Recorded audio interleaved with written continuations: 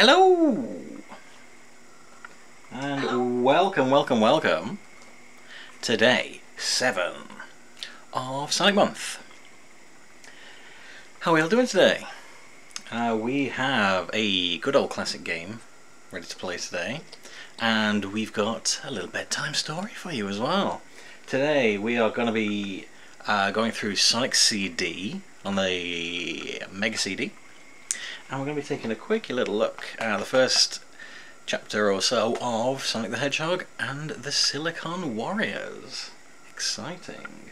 Let's have a look who we've got in here. Sirashu, let's get it, Sonic CD, let's! Welcome to the chat, lovely to see you here. Homer, how you doing, man? Update from last night, power didn't come back till midnight, so I went without power for 7 hours. Holy crap, I hope that didn't cause too many problems for you. Hopefully you've not had to, like, throw out the contents of your freezer, because that would suck. Thank you for following the channel, buddy. Oh, we got a follower. Zari Streams, thank you so much for the follow. That's lovely of you. Thank you very, very much. We got a couple of little things I want to show off. Right. Well, first of all, you might have noticed we've got a special guest today, watching in. Thank you for following the channel, buddy. Flover Scarlet, thank you for the follow. We got a special guest today. You're being watched by the Blue Eyes White Dragon because it's a very sad day in the anime and manga fandom. So, Blue Eyes is here, watching over us. Wasn't too hot, nothing was compromised. That's good. Like I said, been there before. I've had to throw out the entire contents of the fridge and freezer. Just want to show something else off as well before we get started. I thought, since we're covering Sonic CD today, I'd show you one of the pages of original Sonic art I own. This is from issue 26 of Sonic the Comic. This is The Sonic Terminator Part 3. So it's like, it comes with the overlay on, so you can lift that up, and the pictures are there with no speech bubbles on. Beautiful, beautiful art by Richard Elson. And of course we have Amy and the Hand of Metal Sonic. Super stuff, so obviously I'm very, very happy to own this. Mwah! Blow it a lovely little kiss. Gallagher, welcome to the chat, good to see you as always. I like how we're getting some regulars in here, this is nice. I feel ever so popular. Right. I think you've probably had enough preamble for one night. Let's jump in. Let's get this game rolling. Switch the screen here. Only Striker fan. Hello, hello. Only thing I really know about the UK Sonic comic is the video Cybershell did. Oh, buddy, he barely touched the surface. I'm planning on doing a massive video essay about Sonic the comic, which I'm probably going to do in time for next year, which will be the 30th anniversary of the comic. That's rather exciting, isn't it? So, slowly but surely watch this space. Alrighty, let's go. It's Sonic CD time. How's that volume? Smidge loud. I'll just turn that down with it. There we go. Lovely stuff. Mega CD. That's right. Not Sega CD. Mega CD. Facecam. Yeah, I've had Facecam for the whole run of Sonic Month so far. We'll be hearing the proper soundtrack. Thank you very much, Homer. Let's watch the old intro here.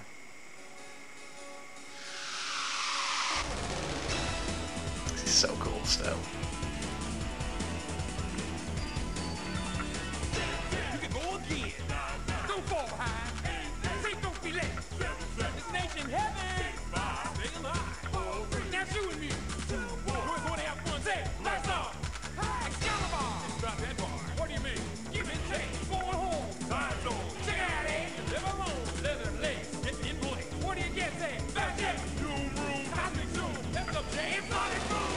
Sonic Warriors!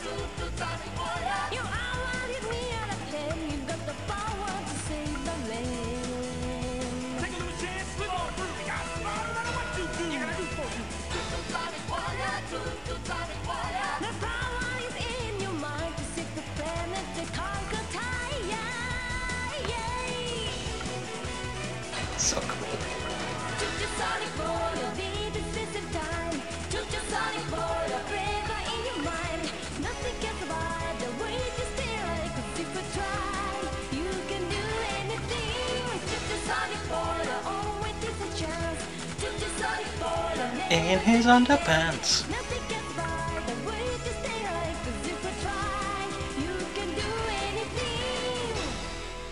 Beautiful, love it. We had, of course, we had the American soundtrack when we played Sonic Origins the other week, so I've gone for the original soundtrack, the Japan and Europe version, just to cover our bases. RAM data. Don't know what that does, not going to touch that. Alright, did the 32X have a different name too? No, 32X was the same.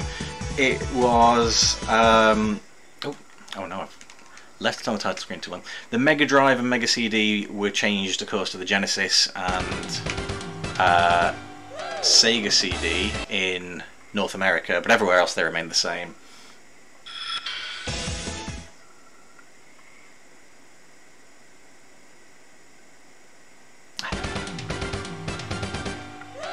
Alrighty.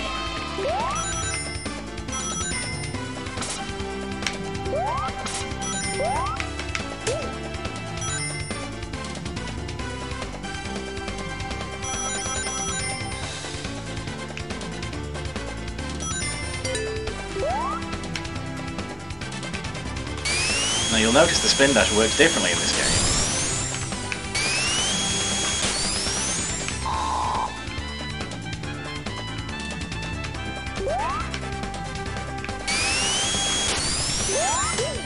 Very close in principle though, it's not too confusing. Threw me the first time I played this then. I love the little woo at the start of the tune, it's so cute. Alright, let's go back to the past. To play some Sonic games that are class.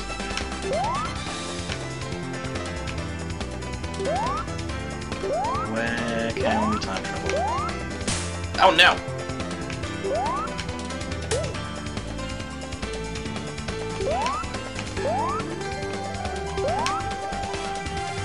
Ooh, that was close.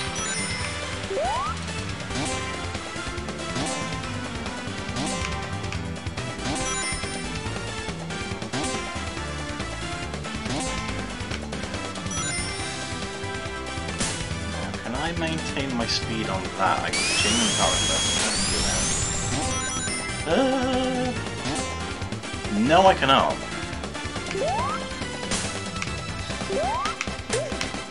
I don't want to go to the future.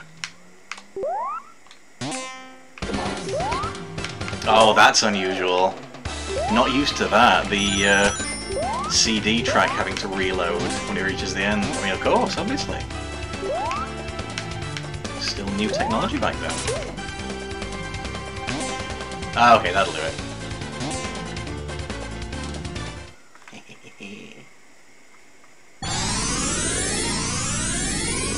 Yeah, if you hold down, you get the spin attack. If you hold up, you get the super peel out, which puts you in top speed pretty much right away, but leaves you super duper vulnerable to attack, of course. That's very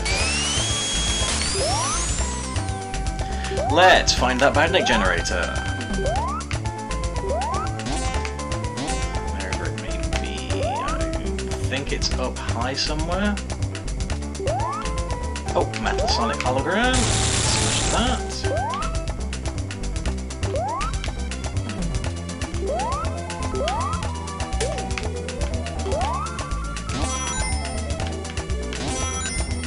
Oh no.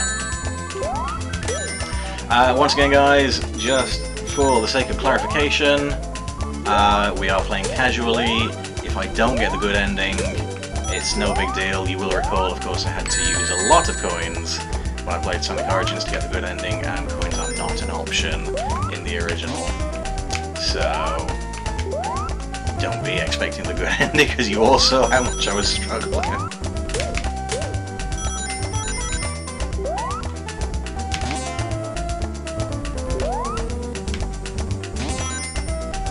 Where is that damn machine hiding?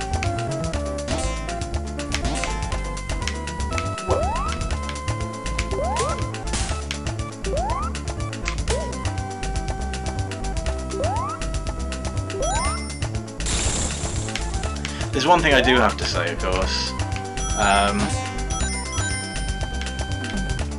Since the past stage tracks are the same in... You gotta charge it to full speed before you let him go. Since the past stages are both the American and Japanese version use the Japanese track, they do fit better in this version, because obviously Europe used the Japanese soundtrack.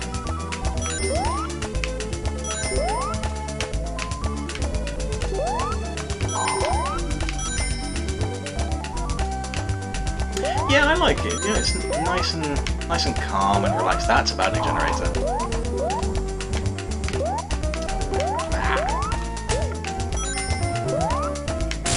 A smasher, that'll do it. We're here for final love of blue spiky fast mascots. That's right, we are. Let's get a few rings, see if I can get a special stage. Oh, that'll do perfectly, in fact. Boink.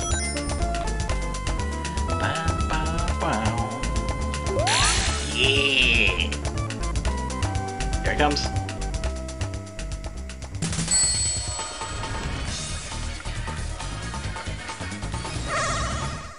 So cool.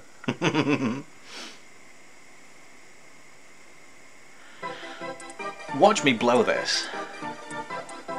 You're gonna be really impressed with how bad I am. Oh no. Oh no! I'm totally thrown off by how not smooth it is. Oh god, why? No, no, no, no, no, no, no, no.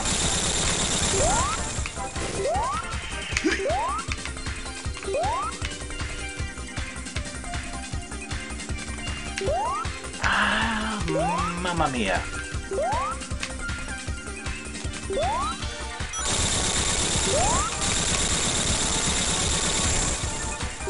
Come on, Sonic. You can do this.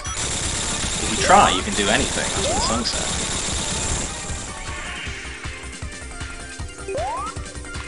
Oh my god, it's so difficult to judge the depth on these. I gotta say,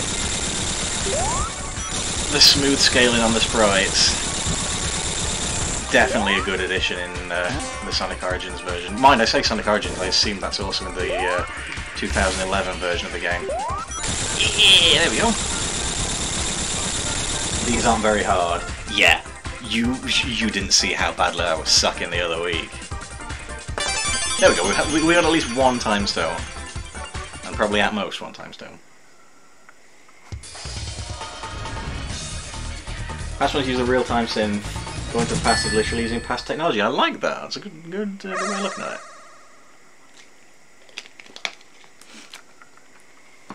Yeah, like as I understand it, the past stages effectively use the Mega Drive to create the music, and the present and future use the Mega CD itself. It's an actual CD track.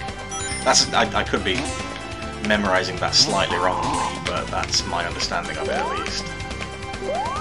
It's very clever. As you say, it works thematically. That was well too close.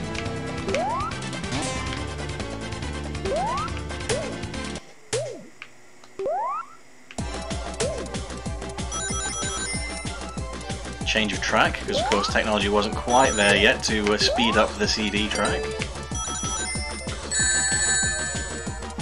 But now it is, and I kind of don't like it when you have modern Sonic games that do speed up power-ups and invincibility, and well, invincibility obviously changes the music, but having a theme for the speed up now seems weird.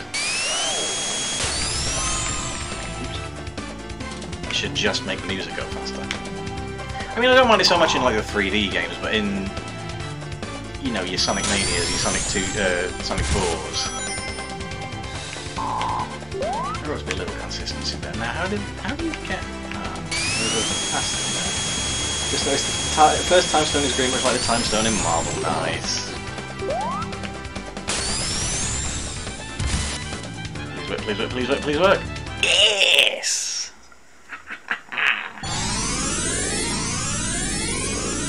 This might be the only one we make a good future in. I can't promise we're going to be doing this the whole time. As much as I would love to.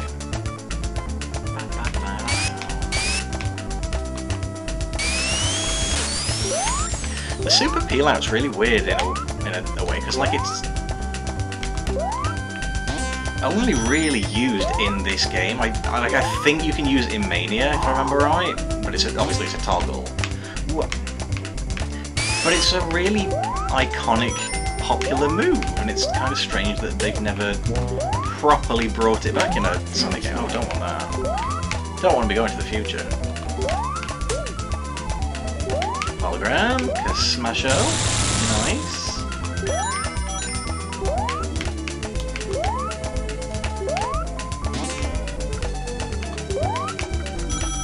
Boing.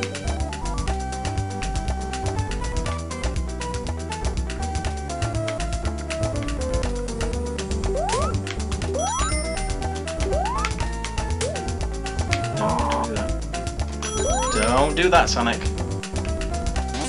Don't want you time traveling just yet. Thank you very much, young man. You've got a machine to find. Just like that. Beautiful.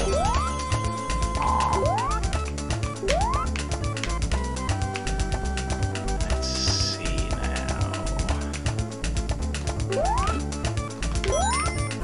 Get another few rings and attempt the next special stage, perhaps? Whoa. Whoa, buddy. Okay, the goal is that way. I need 7 rings. Surely I can get 7 rings, right? Maybe. Plenty of time to find 7 rings, and I'm wearing a shield, so I'm pretty safe. At these moments in time.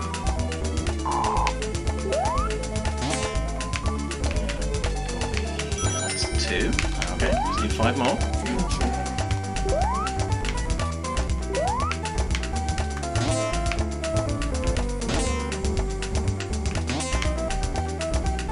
Oh, nice, that loop. Collection over there.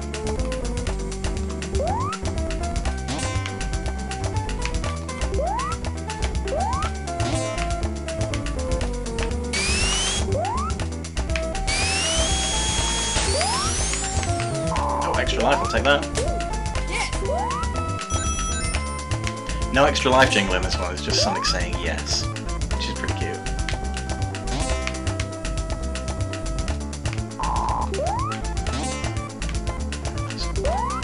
There we go, nice. Yeah, I'm going to be honest with you here. The first time I played Sonic CD, I did not appreciate it at all. Because I would try to play it like any other Sonic game, really. You know, get from left to right, get to the goal. And that is not the aim of the game, of course. I didn't really fully understand that at the time. And then obviously in years following that, I returned to it and I've learned the correct way to play Sonic CD, which is explore, find hologram machines, find the Badnik generators. You know, you have to be a little bit more slow and methodical with it. And you know, we were having this conversation. We were talking about Shay May's new video. And how sometimes you need a lighter touch when you're playing a Sonic game, and Sonic CD is the perfect example of that. You don't want to be just rushing through it, you really want to take a moment to smell the oversized sunflowers.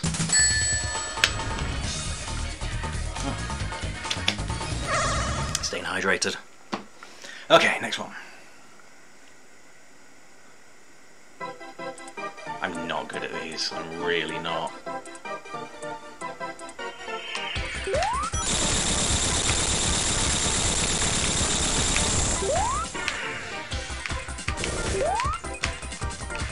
Oh no, oh no. Having these done on sprite scaling rather than like smooth scaling is really throwing me off. I'm kind of having to guess a little more where they're actually positioned based on kind of like almost the flicker of the sprites. It's going very well though, I gotta say. Famous last words. Oh no. Oh no! Toilet, toilet, toilet, toilet, toilet, toilet, toilet, toilet! Ah! I'm not gonna get that one, am I? Oh! 2 seconds left.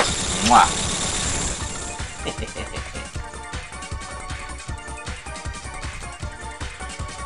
Nice! 2 out of 7 ain't so bad. Extend players.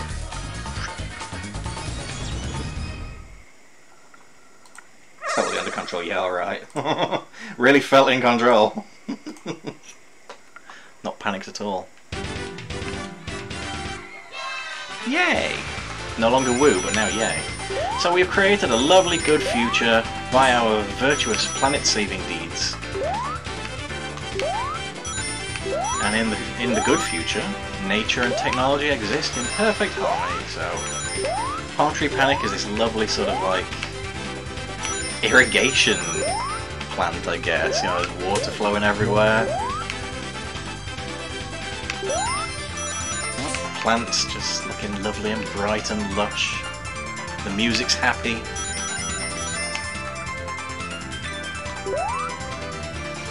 So this is something that's quite nice about Sonic CD. If you play well, you're given constant rewards throughout the game. Also, Robotnik's machine is pink instead of red here.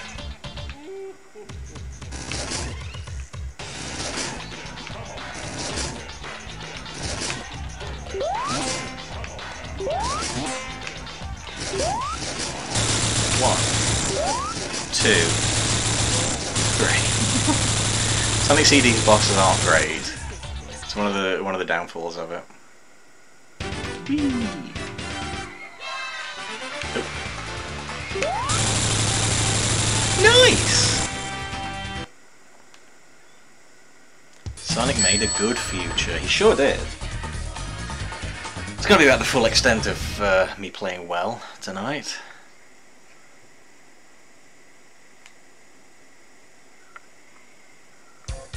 Collision Chaos. Oh, heyo. Who are you? It's Amy Rose. Can't get through there. What if I got hit? Oh my goodness, who's that?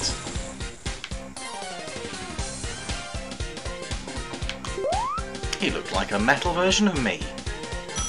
I guess we'll call him Metal Sonic.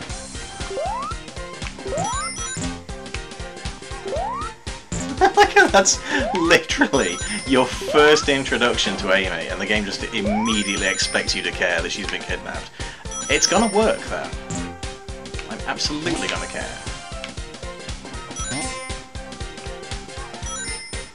I also really like how when you get really high up like that, you can see Mobius, or Sonic's World, or whatever we're calling it, in the sky, because the Miracle Planet is so close to it. And like, technically Sonic is upside down right now. Ah. No need for that kind of behaviour.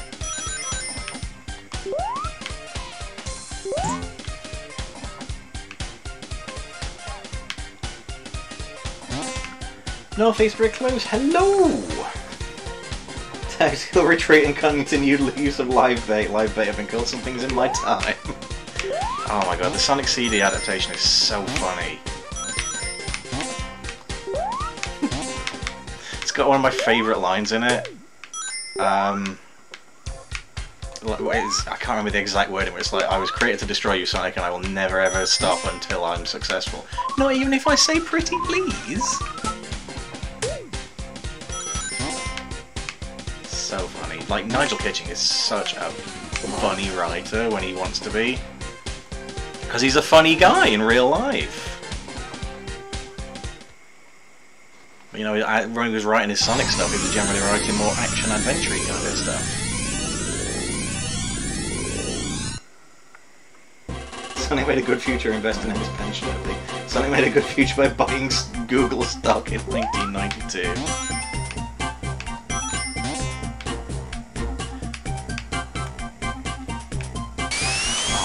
Yeah, that's another absolute banger of a line. Like, Sonic's such a cock to Amy in that story.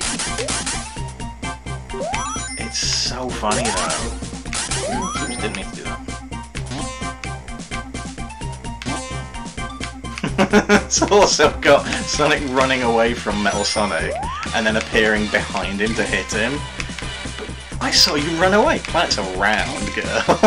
So cool.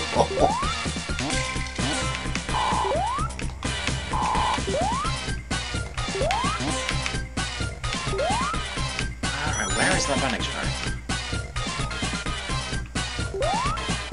Good to see you here, by the way. I know we've kind of interacted a lot on Twitter and on Discord and what have you, so nice to see you in the stream. No, don't time travel.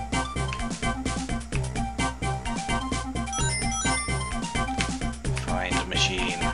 It's not me down here. Whoa! Whoa! Whoa! Tentomushi!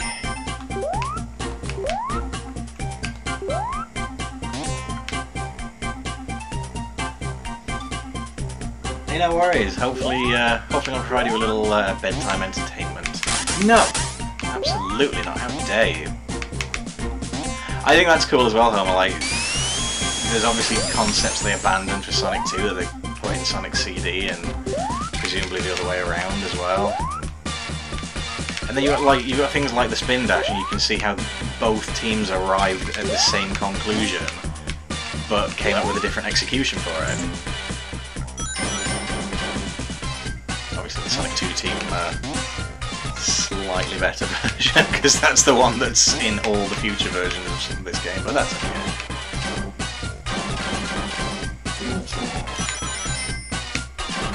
This game was kind of like a legendary game when I was a kid, because the Mega CD was not very popular, to be reasonably frank. But everyone who had one, well, almost everyone would have had this game.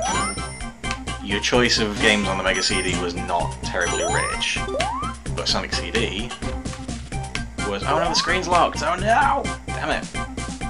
Well, we will not be making a good future in this zone. But like, Sonic CD would have been one of those games that most people that had a Mega CD would have owned. And it was like, you know, everyone was always saying, oh, it's the best, it's brilliant, it's like the best Sonic game. Which added to this myth and legend of it, and obviously now we know they were kind of right. It is pretty excellent. The first time I played this was on the GameCube on Sonic Gems Collection, and like I say, I didn't get it at the time, and that's 100% on me. So I'm very glad that I took the time to learn it and appreciate it. This is a very, very good game.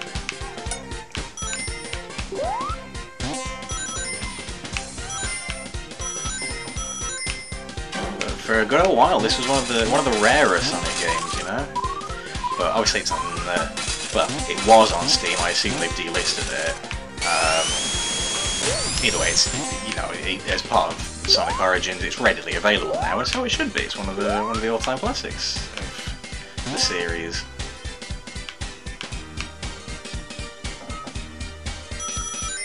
I mean, we were saying last night they should make the terrible games available. They certainly need to make the good ones available. Obviously they do. Masses of slowdown there. Mega CD was basically this and core design games. Yeah, pretty much. Oh, I remember core design? Jeez. Didn't they get bought out by Square? They did, didn't they? Because they... Didn't they make Tomb Raider, or am I confusing them with Eidos? Oop. Gems Collection isn't the best way to play this in hindsight. I'd probably agree, to be fair. I think the 2011 version was probably massively improved, and that was the first time I really understood the game. That was when I got it, you know?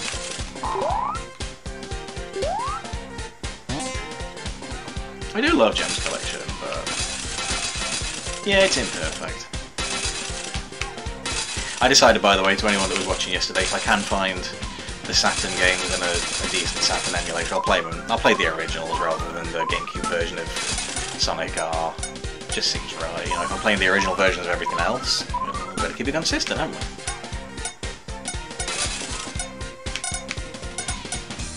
Oh my god. Let me out. Ah! Did not expect that. Whoa! I love the pink of Collision Chaos. It's such a cool looking zone.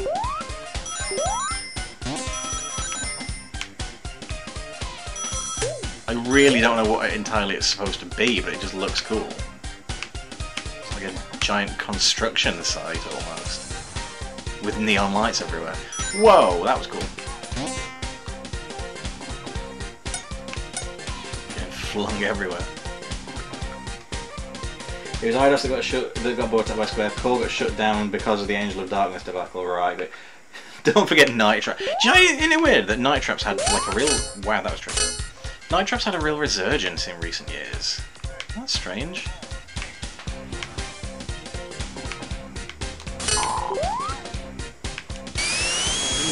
Like, it feels like people are kind of re-evaluating it now. Can I... Oh, okay. Oh, boy. Oh, no. Like, I've never played Night Trap. I think its reputation kind of put me off, but, you know, it's nice that people that liked it are able to get the re-releases they've done and what have you. Oh, look at that. Oh, yes! Oh, yes, King! Oh, no. Damn it. Fine, we'll just go to the end of the zone. Doesn't matter, because obviously we've not made a good future anyway in Act 1, so... Locked into the bad future it is.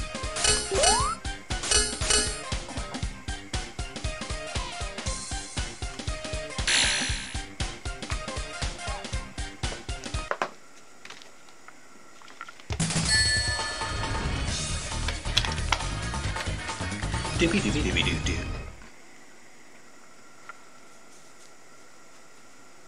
It's all grimy.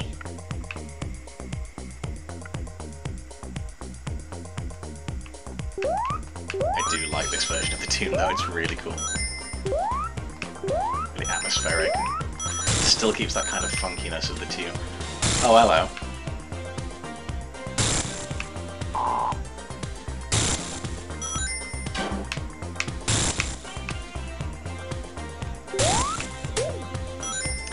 Let's play a little pinball, shall we?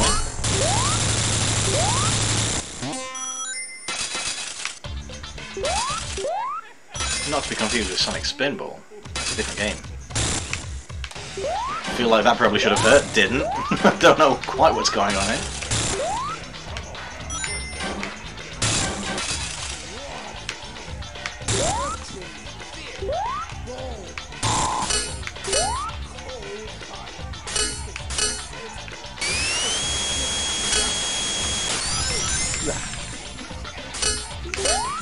Whoa, buddy. Funny that the president of Nintendo America backed her in the censorship here and said you'd never find that game on a Nintendo console, you can only buy it on Switch. Ah. Well, they obviously learned a lesson, didn't they? Because, of course, the other game that was big in that controversy was Mortal Kombat. And what happened when they took the blood out of Mortal Kombat on the SNES? Everybody bought it on the Mega Drive instead. This is hammering me at the minute, by the way, as you probably noticed.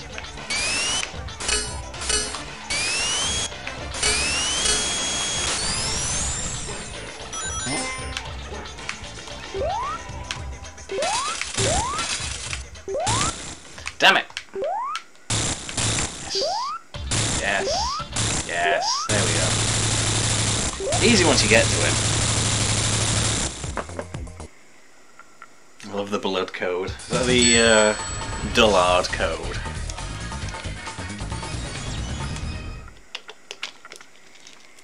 down, up, left, left, A, right, down. And similarly, Sonic 3D had Barracuda. B, up, right. No, B, A, right. A, C, up, down, A. I can't spell. Tidal Tempest is a water level, and we love those, don't we? This one's not too bad. It's not Labyrinth Zone, so you know it's got that going for it. And the music's nice and relaxing as well, so pretty beautiful as music goes.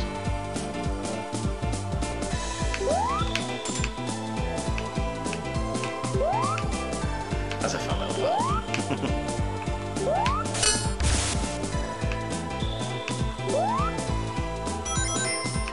Do want to be on the lookout for air bubbles though. I'm always just very paranoid when I'm underwater in a Sonic game. It's weird because like if I'm playing, if I'm in Hydro City, never panicky. Any other water level, no thanks.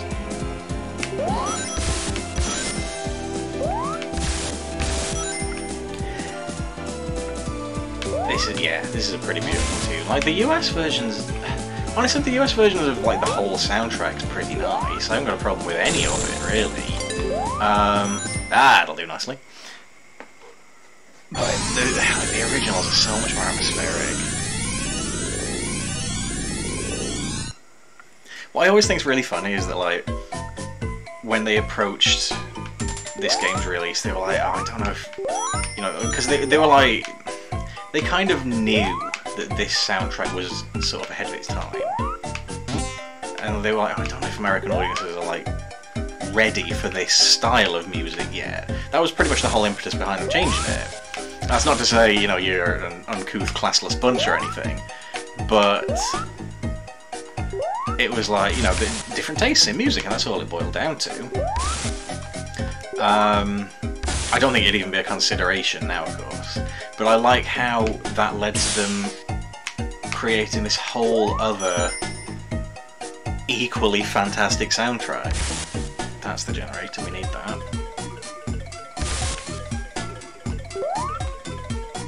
There we go, that was nice and straightforward.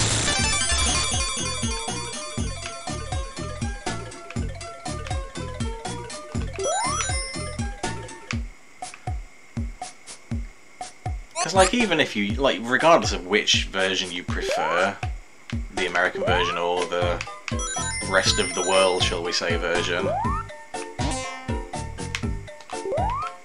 both of them are great, you know, no question in my mind. Two very good soundtracks. Yeah, like, to be fair, I would say that the boss theme is possibly more fitting. I like the Japanese one, it's fun and it's silly, but the American one is really sinister. I kind of love it.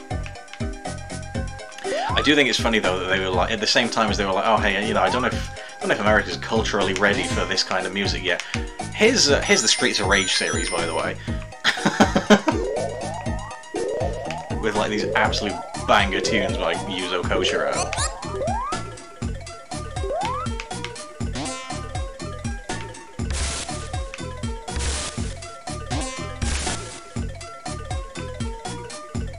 And do those tunes hold up today? You're damn right they do.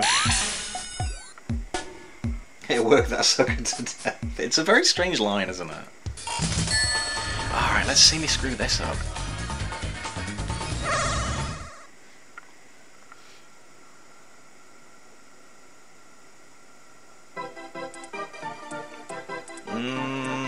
Not feeling comfortable with this one already. Nope. Nah. One. Ah. Beep, beep, beep, beep, beep, beep, beep, beep. Oh no. Damn it. 2.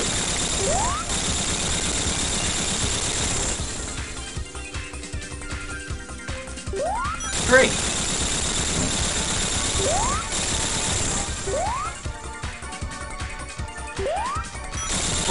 reward. I can't believe that counted. 5! Holy crap. Ooh, yeah. Cheeky so-and-so. 6! 3 for free! Unbelievable.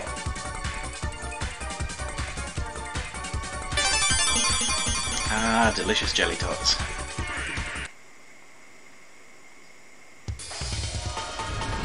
Extend that player.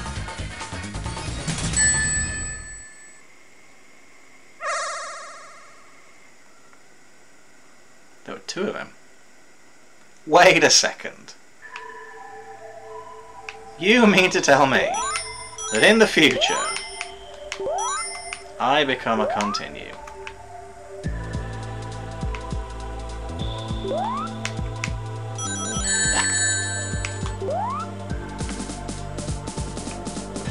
Yes, I did know that, Stu, and I have made use of that like you wouldn't believe.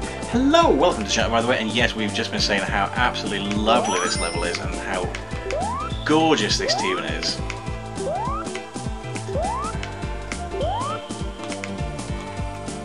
For goodness sake. Uh-oh.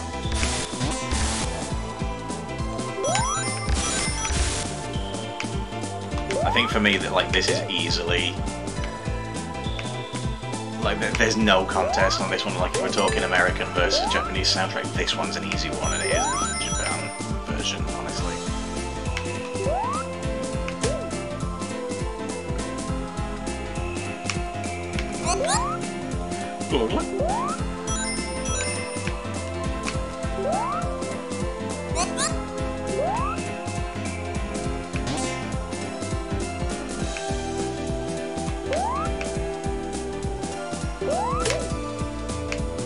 I probably should have gone for a bubble there. Oh no, never mind, there's one here. I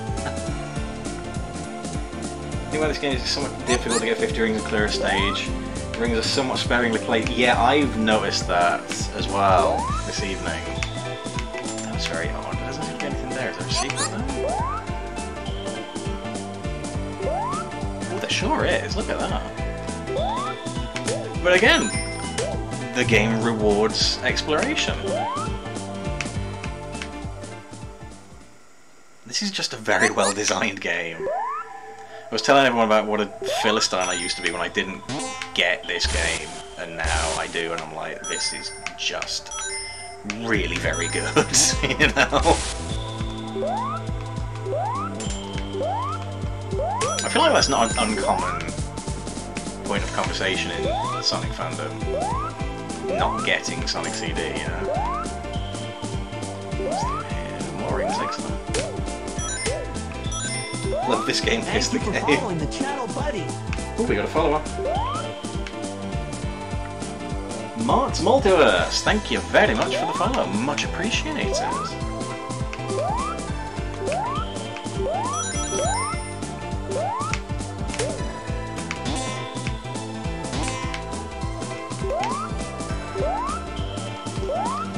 I want to get up there. Stop. Oh, now. Oh! Oh! Oh! Didn't even have to try. Certified Sonic CD moment.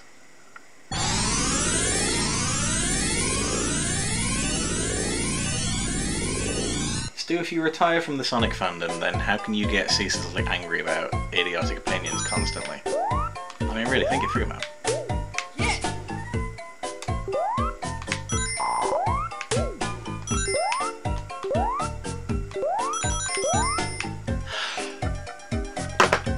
It's just occurred to me. He doesn't say yes in the American version. You get the little doo-doo-doo-doo noise instead. Somebody decided to take away Sonic's voice. We can't have that.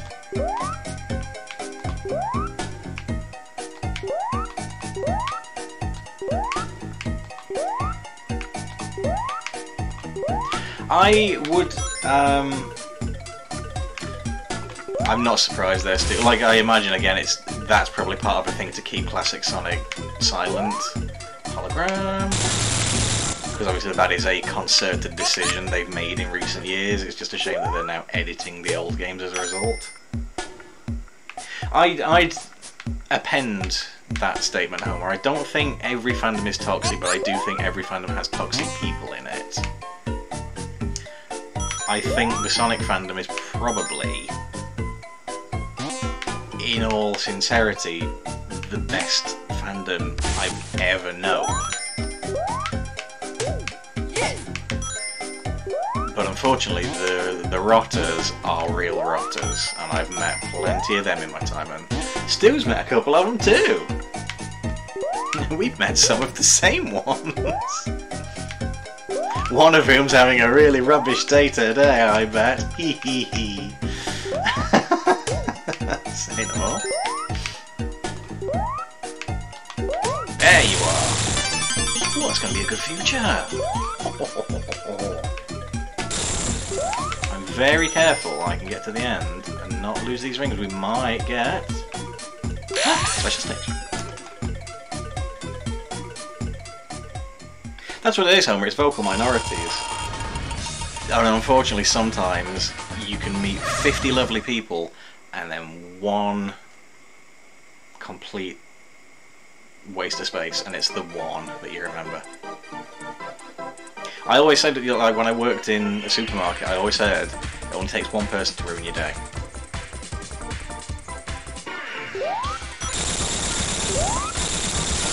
As a rule, I didn't take my job home with me because I learned that that is just a waste of time. But oh, I did very badly here. If you go into a supermarket and you are mean to the staff, then I hope you twist your ankle literally every time you go down a step. I'm not getting this one. Told you. Same Stu, I've made some of my absolute best friends from this fandom. Like, people that I love like family, you know? I've met people in the Sonic fandom who I invited to my wedding. Obviously, we know how that turned out, of course, but... oh, look at this, it's all pretty, look. Ooh, fancy, fancy. But, you know, just people who I love and adore, and I'm richer for knowing them. I wouldn't trade that for the world.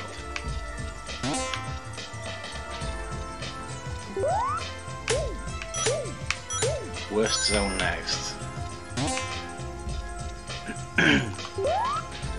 Are you referring to Wacky Workbench? Because I can't remember the level order.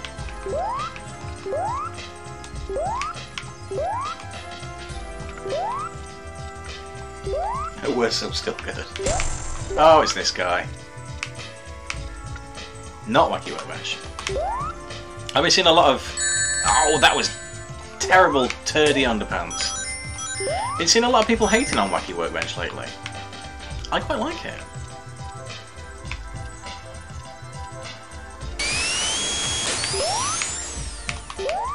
I'm a Wacky Workbench defender.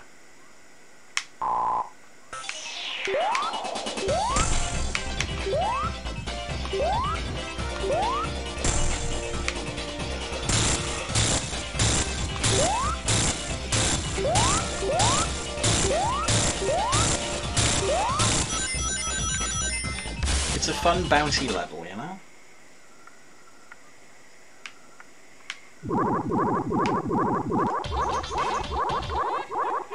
Suck that water to death. Come on now, suck that water to death.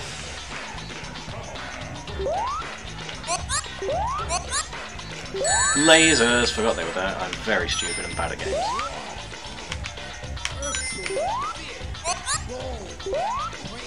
There's one thing, you're never going to drown in this boss fight. You have to be playing incredibly badly, even worse than I am right now.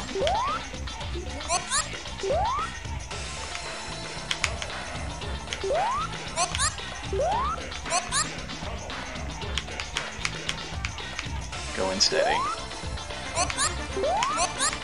Ow!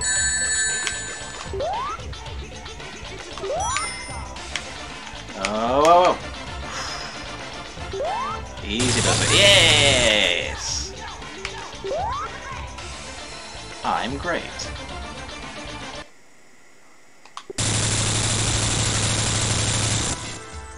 Wanky workbench.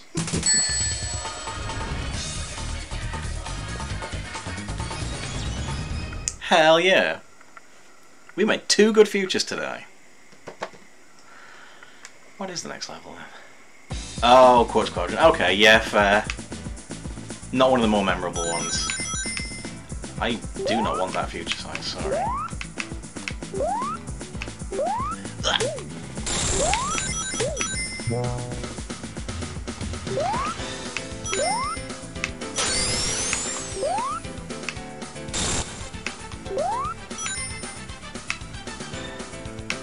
I think Quartz Quadrant's one of those zones that it kind of visually tells a story, and I like that. It's obviously like some kind of like precious gem repository that Robotnik is obviously mining, and that is, you know, it's good visual storytelling. I got thrown off for a second there because the bars at the top and bottom of the screen changed colour. I was really thrown off. Damn it, that was terrible.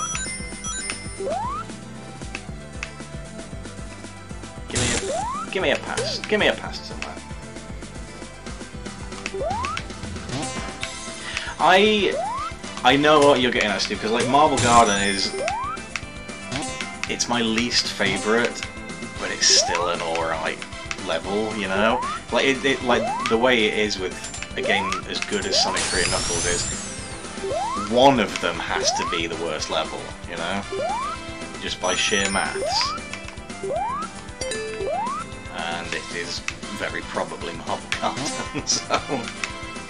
Where was the pass thingy? Because we had this trouble with this one the other night.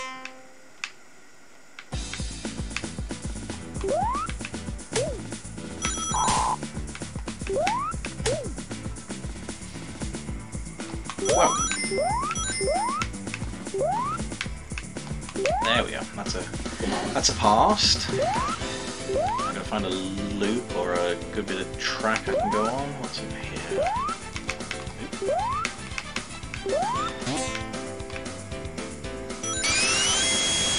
Relatively promising. No. Oh god. Oh, I lost it. Buggeration. Oh, well, never mind.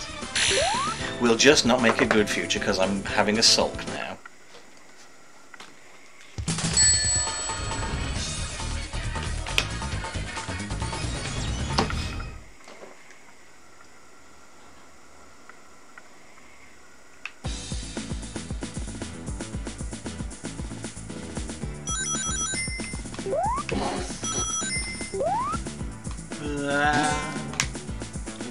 Lost it. Off to make a good future in the toilet. Thanks for sharing. Real decent of you.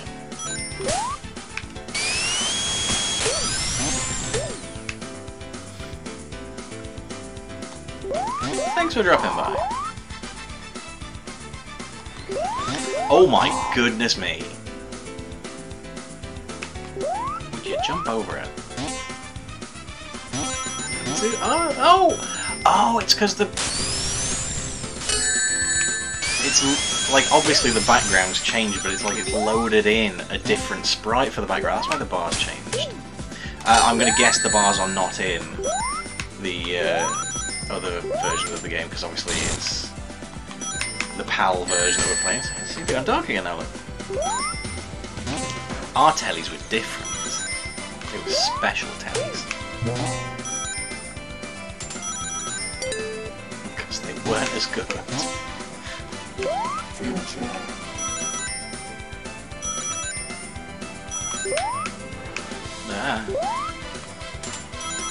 The past hour I've done about 10 minutes of work and the rest is watching your stream.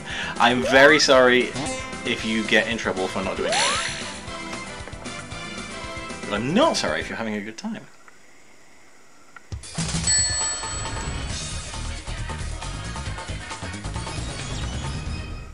So funky.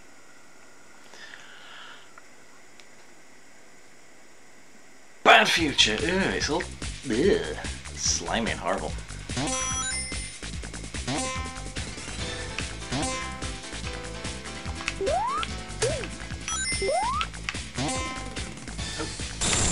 There was an extra life up there. Oh well, it's gone forever now.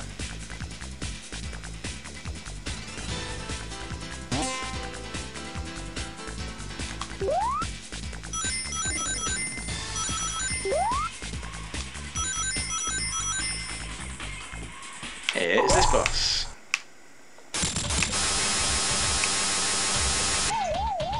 Cool, that's not an annoying sound effect at all.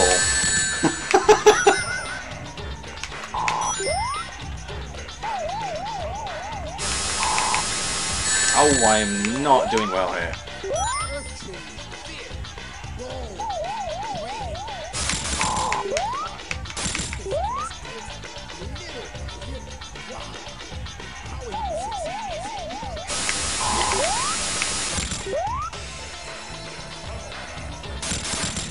Come on.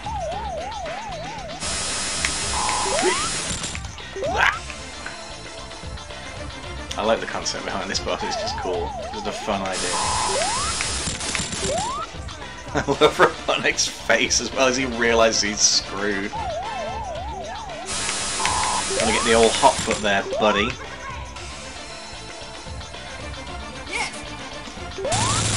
Oh nice, I got an extra life.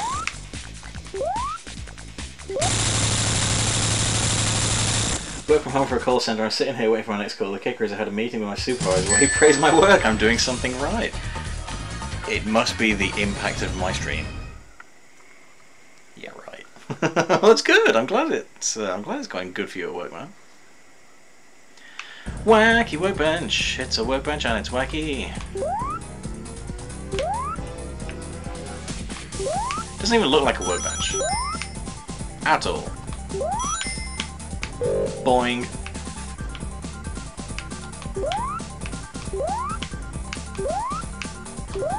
Oh, that's fire. There. Ah, that's fire as well. That was a past. Let me get the past.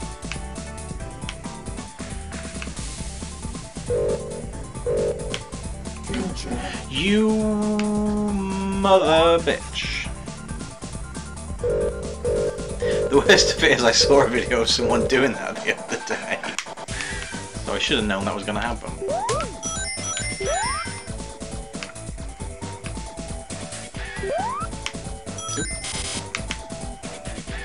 Oh no! And the slowdown is real.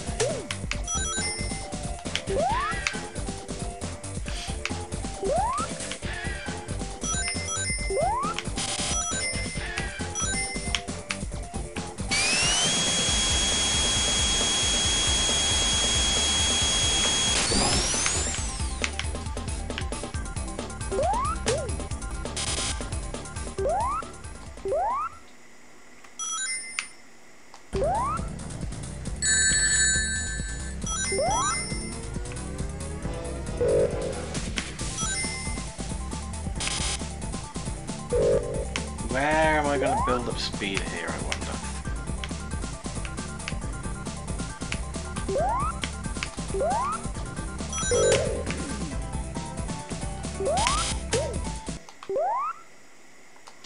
Not there, apparently.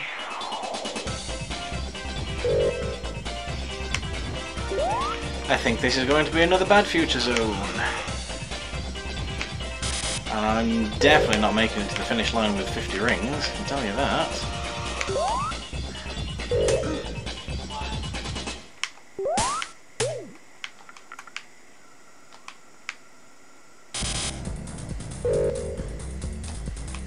Oh no. Oh no. Oh no. Holy moly. Damn it, I lost immediately.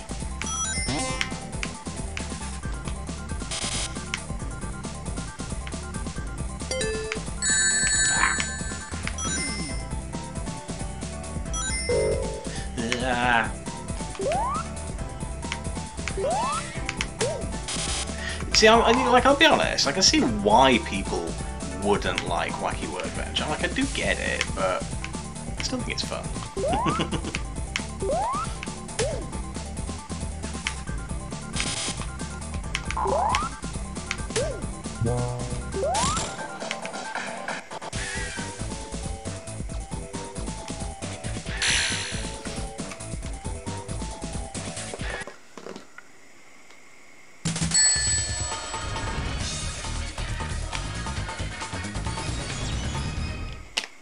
I mean, it's the same as any other zone in the game.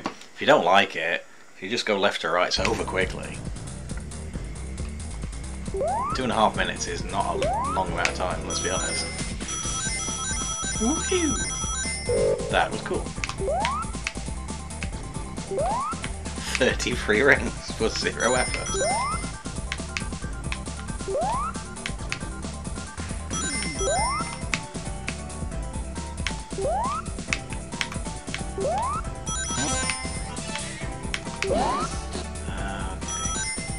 Oh, Nelly. I forgot what the past looks like in this.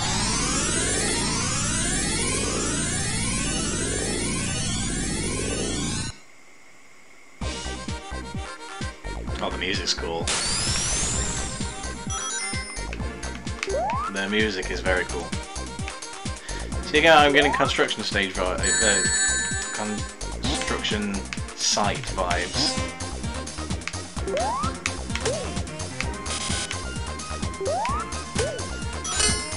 So now maybe Robotnik travelled back in time and started here. His time-travelling evil ways. Of course, we're not going to get a good future in this zone anyway, so I might as well just not worry about it.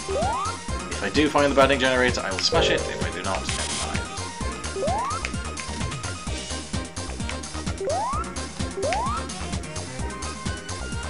This tune's so funky.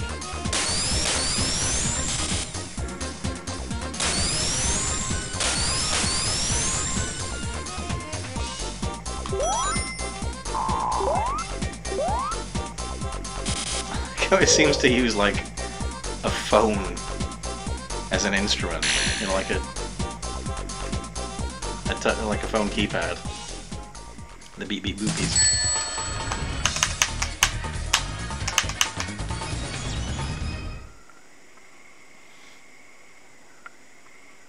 We're doing pretty alright here, aren't we? Ooh, this is creepy. This tune's creepy.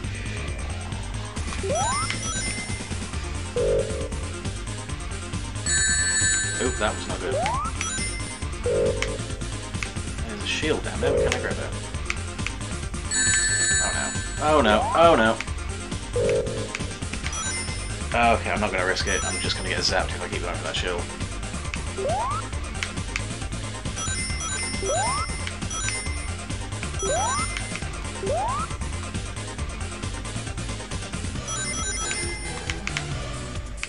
There's 2 rocks.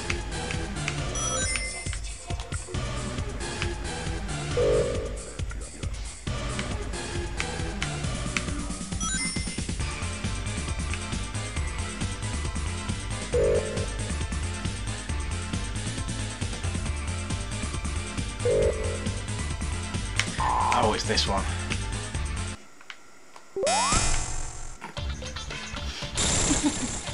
Just annoying Robotnik.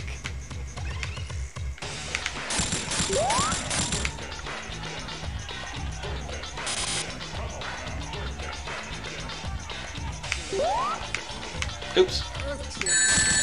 Immediately made a hash of that.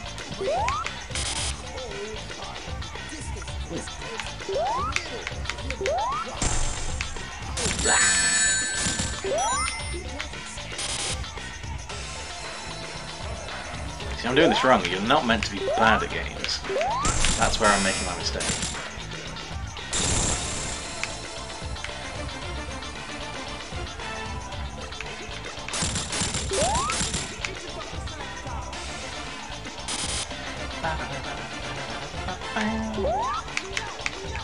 No!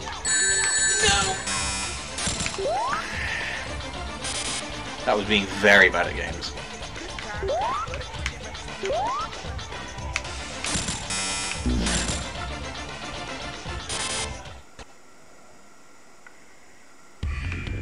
Not good, that.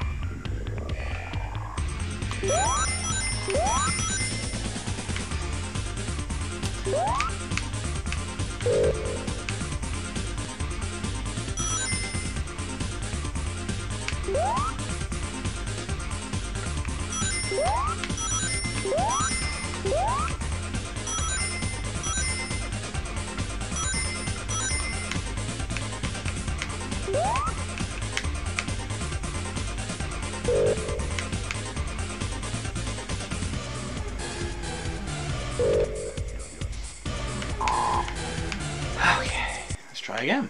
Let's try not to be terrible this time. Anything can happen, you just never know.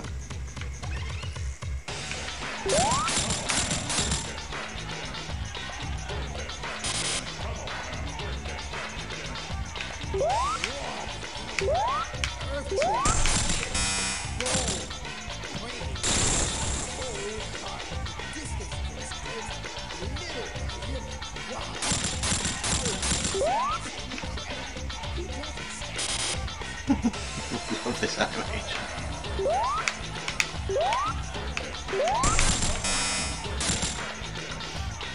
Oh, we got spikes. Ah, we don't want spikes. Ah! Didn't really want that either. Oh no.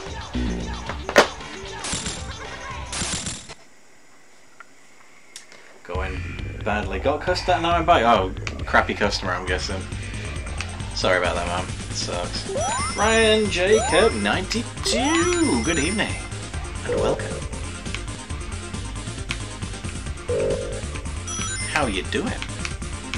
We're having a grand old time travel adventure here. And I'm getting my face stoved in by a fat eggy man.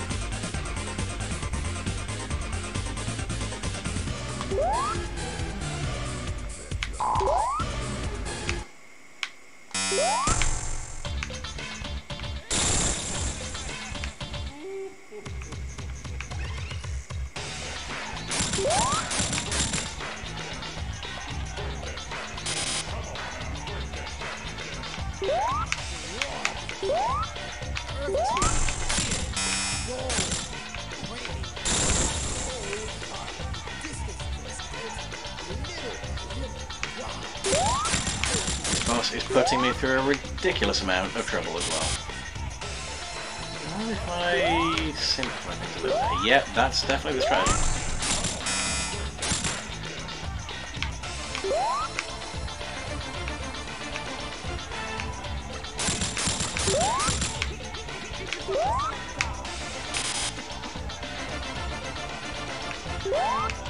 Oh no, that was not the strategy.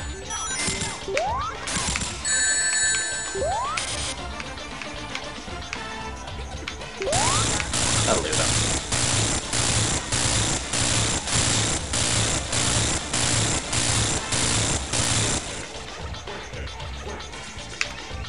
Get him.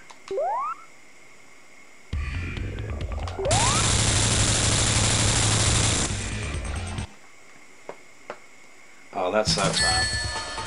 I can imagine. It's like, because I used to work in, like I say, I worked in a supermarket, and people get angry over food, and I would imagine they get very angry over healthcare.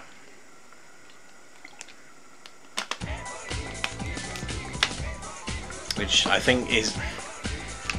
I don't think there's any excuse for being mean to the workers, but I think it's probably very human to get angry when your basic human needs and rights are taken away from you.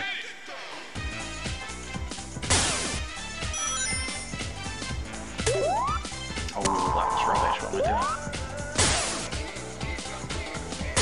doing? But again, that doesn't excuse people talking to you badly. Because you're just trying to help them at the end of the day. And sometimes folks just don't get that, do they?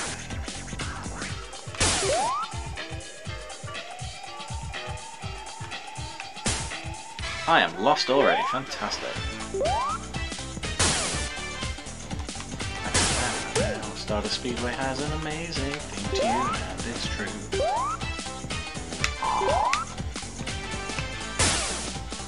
I'm totally lost.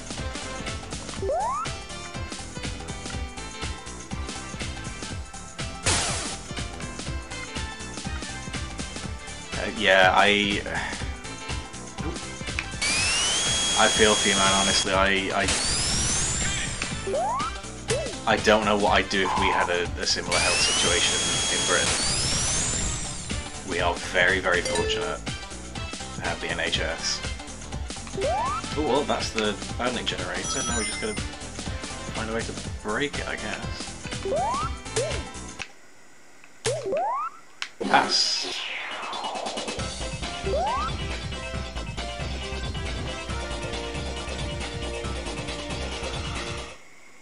That went well.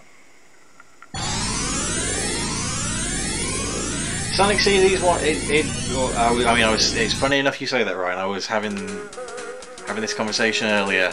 It's a game where I think it's not uncommon for people in Sonic fandom to say, like, I just do not get this game, you know? And I used to be one of them. First time I played it, I did not get it at all. Got the 2011 version and it just clicked, you know?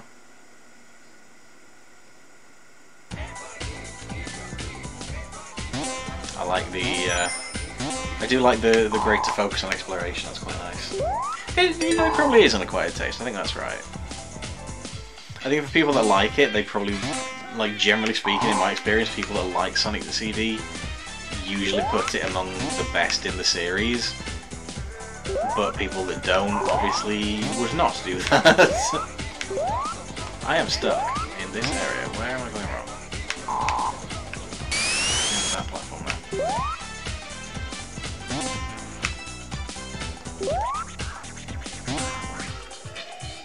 You either like it or you don't, and that's totally fine.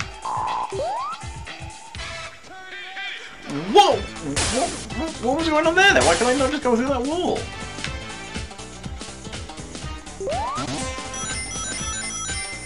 Game just decided it didn't friggin' like me, I guess.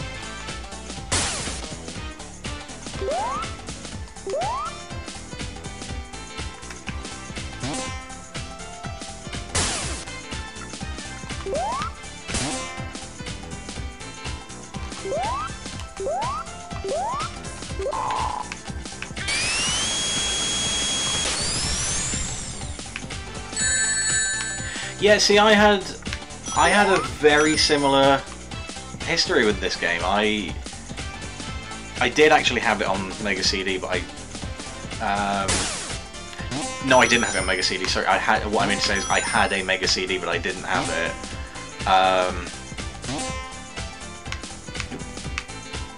That was very strange. I played it for the first time on Gems Collection, and it had been built up as this transcendent experience, and I didn't get it at all because I was playing it the wrong way. I was trying to, you know, get from left to right, and that's not how you play this game. Of course, it's more exploration based. I have come to appreciate it a little bit more now, and that's fine and dandies. So now that I know what I'm doing, and I'm, you know, trying to play it properly. I think at this stage we are not getting the good ending. I don't think it's possible anymore. But that's okay. As previously stated, we're not worried about that, are we, boys and girls?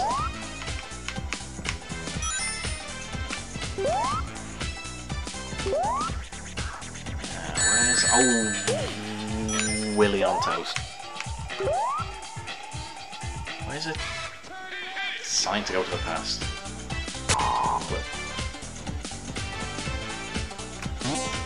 Well.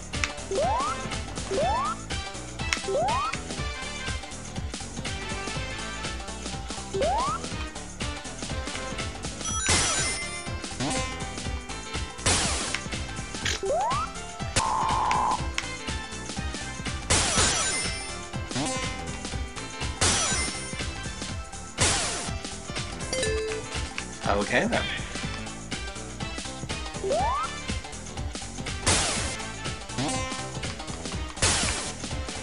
Oh, gee, just had one of those little moments where I was like, just had a little feeling. I bloody love Sonic, mate. You know, it's just a good time.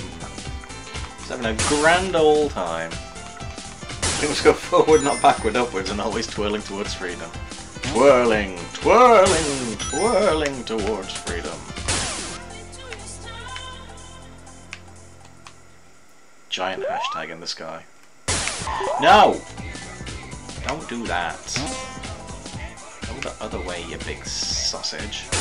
Thank you. I am not seeing a sign to travel through time.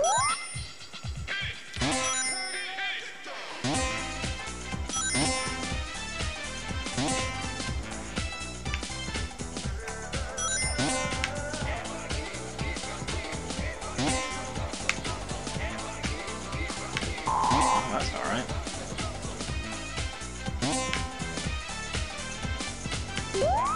Was that a sign through there?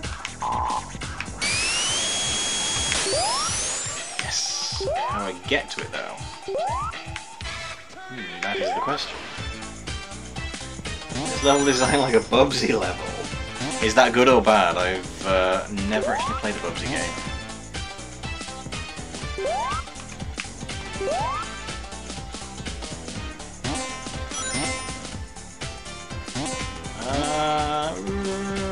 I'm bamboozled now. Oh, okay then, great, cool. Never mind then. Not good at all. I've seen footage of the first Bubsy game in action. Like I had an old VHS tape, and it was like Sega game reviews on a tape, and that's really cool. And it had the first Bubsy in there, and it just looked uncontrollable.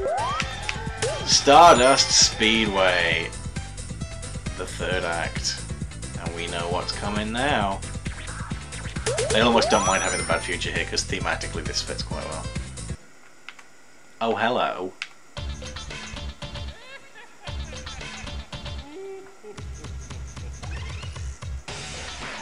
I like how Stardust Speedway's theme has basically become Metal Sonic's theme over the years. That's really cool. This is such a fucking good tune.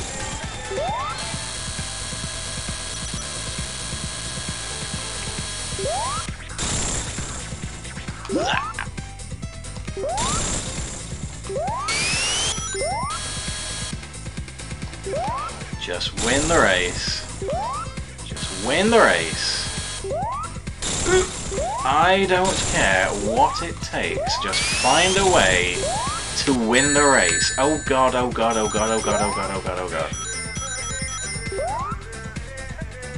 I think I've blown this. Maybe not. Might be able to get ahead of it. Ah!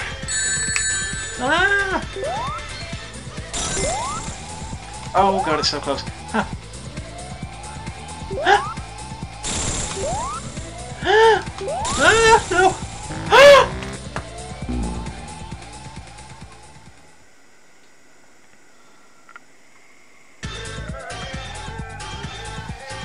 No.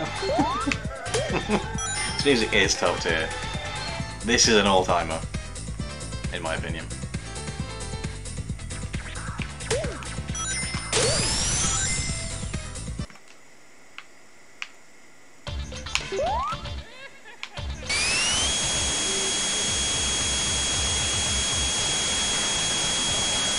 Might as well get myself ready. That was incredibly close. Damn it.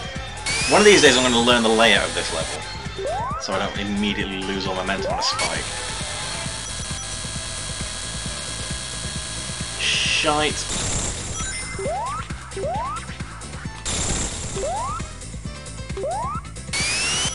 No!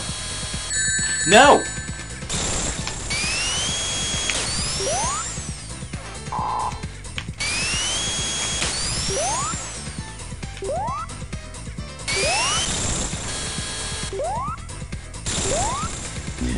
Fuck!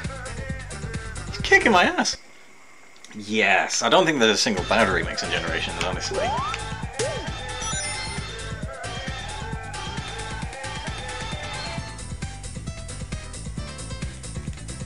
But this is very good. I like the version in Mania as well, that's cool too. I think it's in Sonic 4. Or did he have... No, he had a different tune in Sonic 4, didn't he?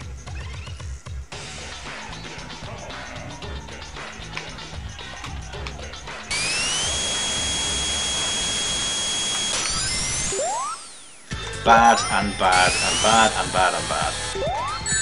And terrible.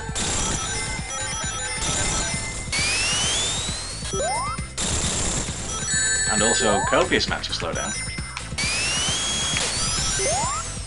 Oh my god, what am I doing?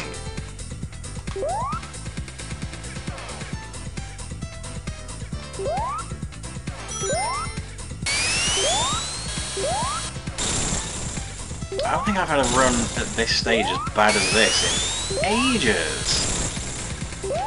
Possibly since the first time I played it?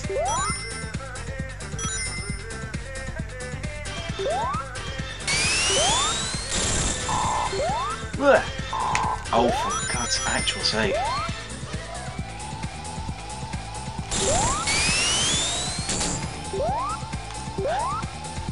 I have no idea where he is.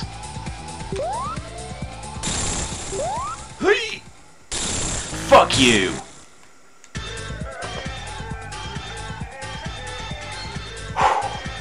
One down, one to go.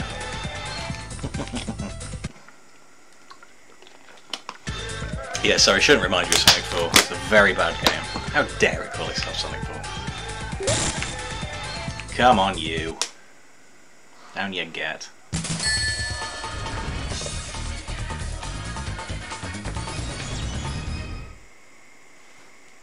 Sonic made a good friend in Act 3. Metallic Madness. Here's another great tune, by the way. Although, I think the US version kind of ties with it. Because that one's really atmospheric and moody and... oh, it's brilliant.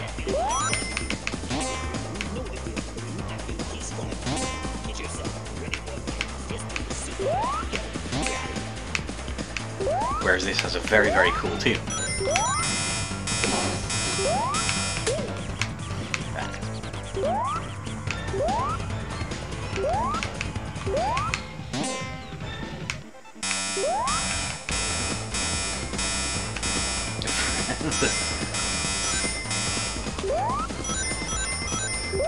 I think my contention with Sonic 4 was like if they called it something else. They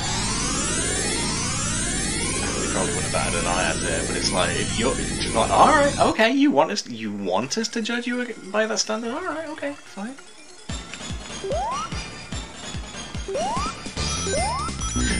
Ooh, that wasn't very good, was it?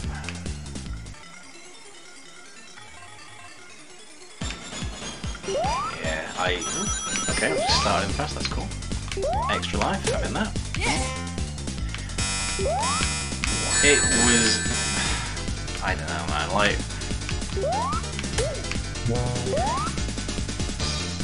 The first one wasn't very good, and then it feels like they fixed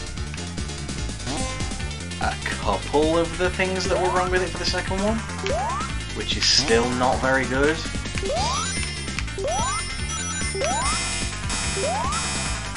And it astonishes me because the guys that made it, and like you know, people, they're really quick to go, oh, Dimps, haha, Dimps are bad at making Sonic games. Dimps have made some really good Sonic games, so it didn't make sense to me that they'd managed to fall off so tremendously. Oh.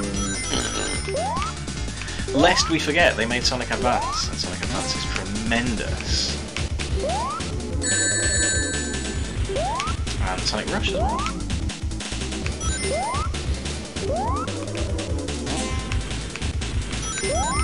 I think they made Sonic Advance anyway. At least one of them, I'm sure. And they're all good. Ah! They put a band-aid on the stab wound.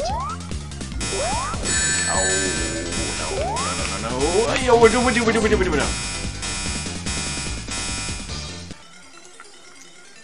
I'm just not very good at games.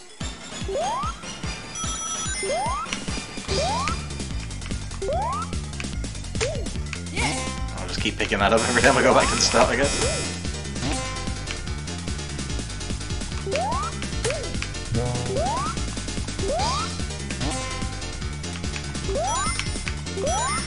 I think one of the things that kind of irritated me in Sonic 4 Episode 2 was like how reliant you get on like the tag team moves with Tails, and you have to watch the animation every single time.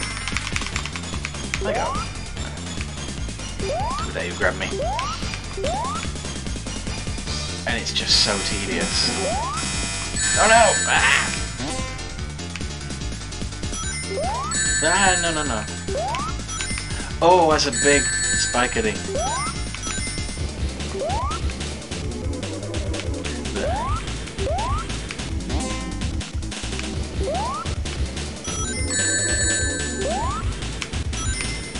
I'm not falling for that again. That's where we got squashed last time. I was playing through Origins, and my exact words were, let's not get squashed this time, and then immediately, literally the split second after I said that, I got squashed. What a humiliating experience. I'll never live it down, you know. That'll be fine. Probably. Maybe.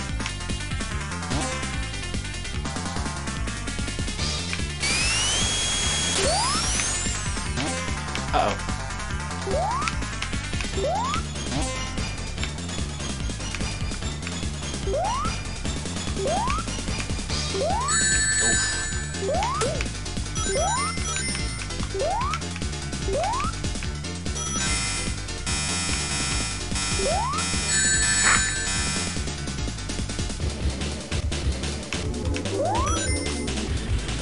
Okay, well, I guess that's that.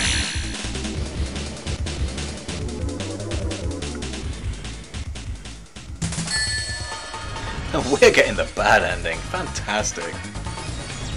Well, hey, listen, I showed you what the good ending looked like the other week. Might as well show you the other ending. I'm doing you a service. I haven't got one good ending this entire month so far.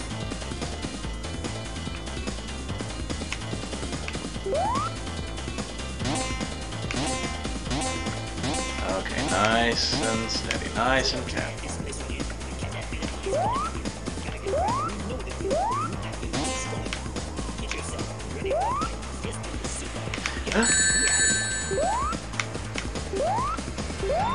That's not good.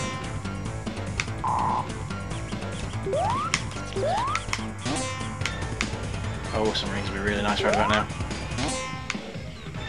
That'll do.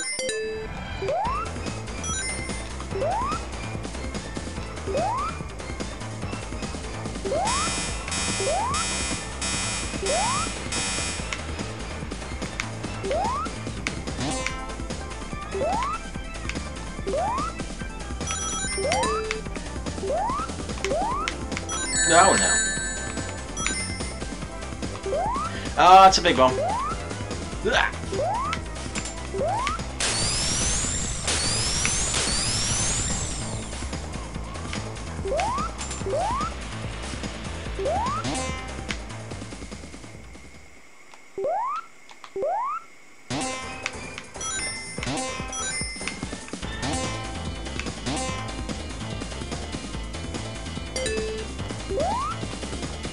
Oh gosh. Put me through the ringer now. Wait a second.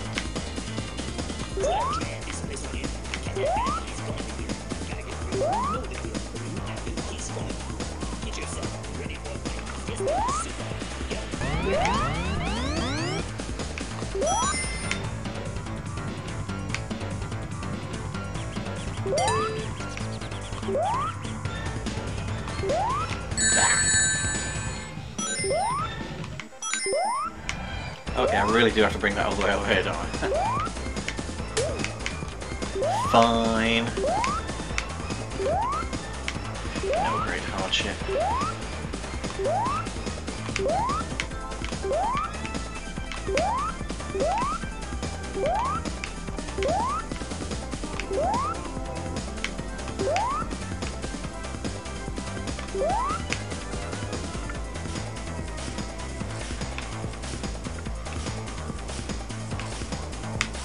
Oof. Only just dodged that.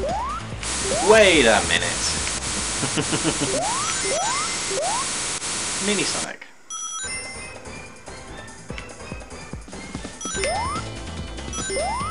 I like we use the same jump height as regular Sonic.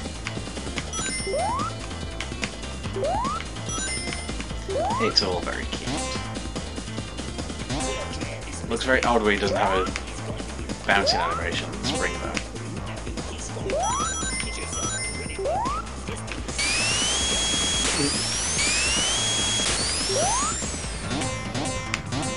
He's pretty adorable, really, isn't he?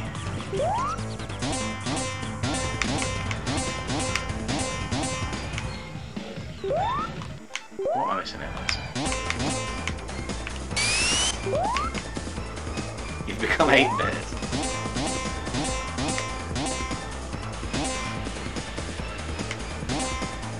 He kind of is a little bit. Oh, the old Game Gear feel.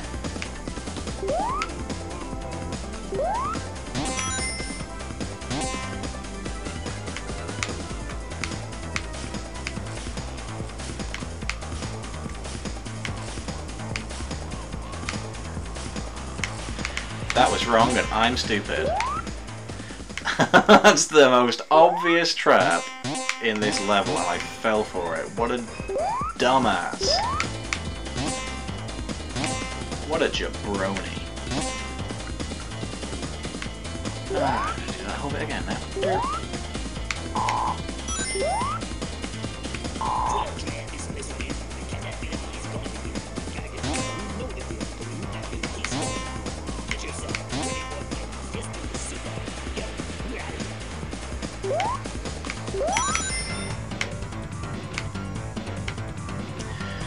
Not this time.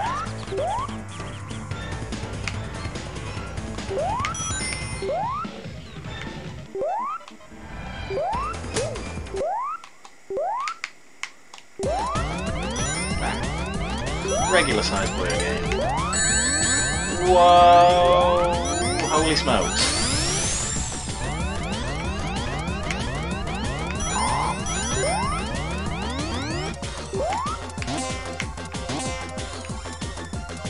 Okay, it's this bit.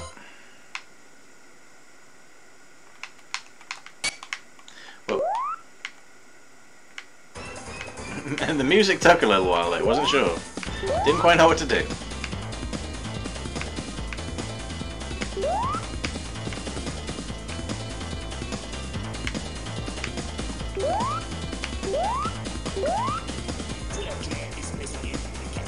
There we go. Ooh, it's exciting now. Right at the end.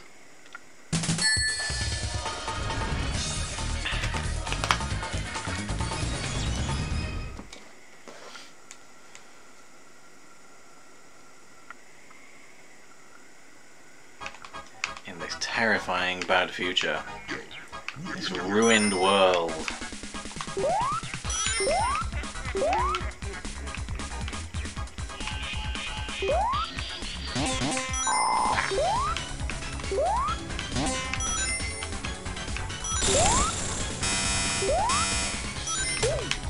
Now Wonderpants.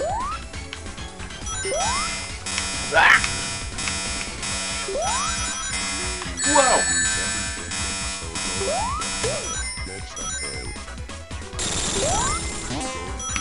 Oh no, not this bit. Oh, this gave me so much grief last time.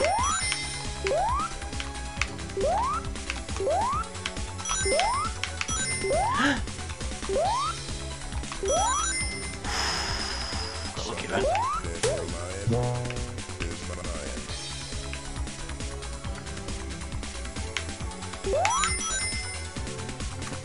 Almost entirely pointless.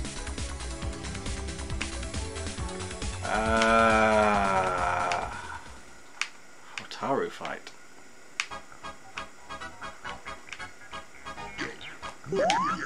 That's weird. I feel like that should be making a sound effect.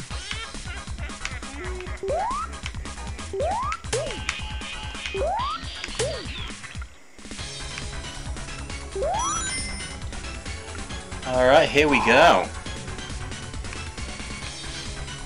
Ooh. Final boss.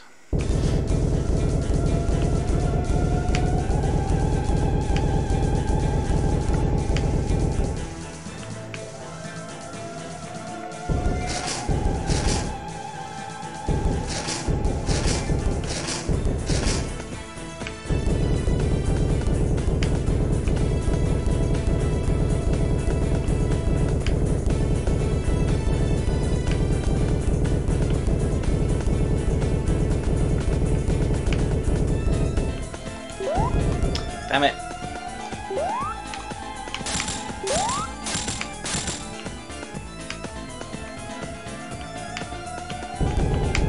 Ah, screw it. I'll take the hit.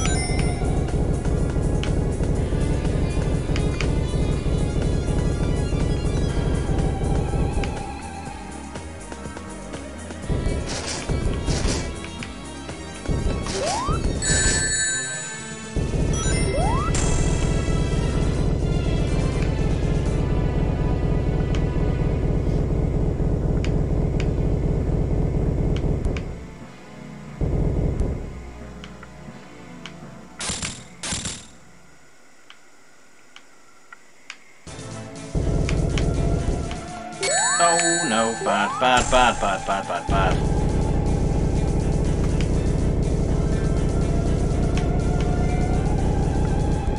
Alright, can't take a hit now. Ah!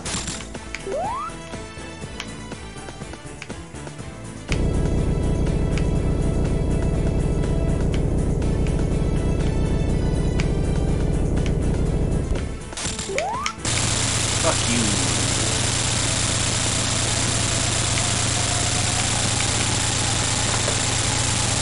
Come on now, Amy, let's get you out of here.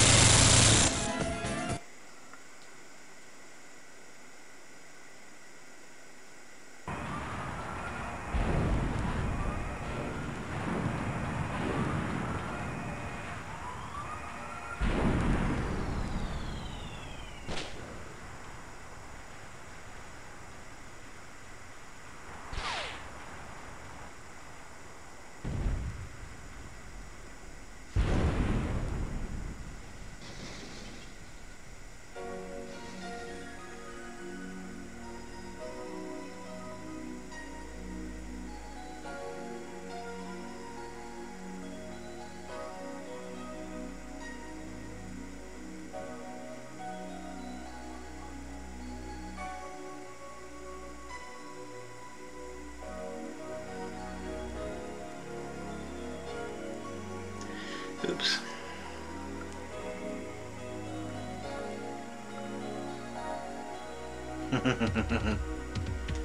But not for me.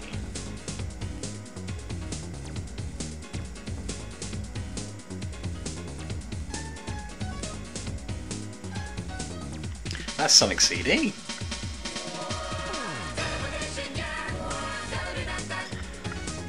It's really weird, like, seeing this in the original compressed, low-resolution version, because obviously in you know all the modern releases of this game,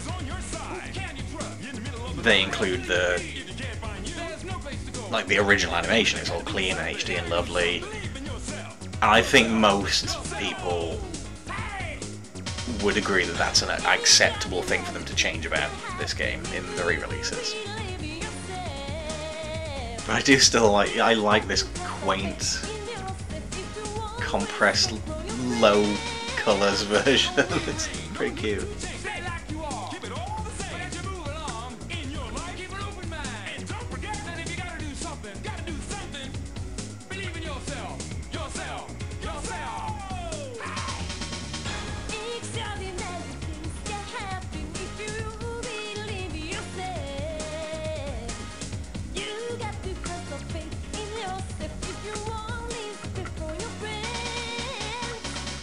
True.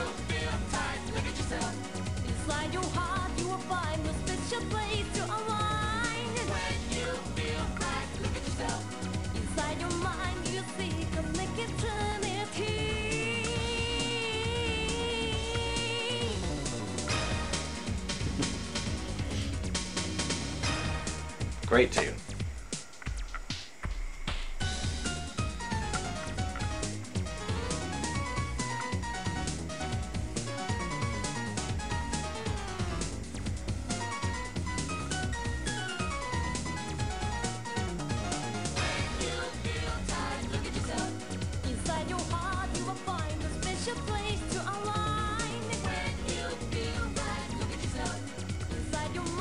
Oh, it's great. It's so 90s. I love it for that. Try again, a free little planet forever. I shall.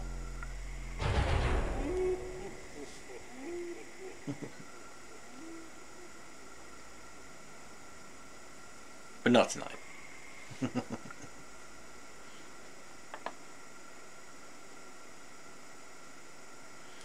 And that's Sonic CD.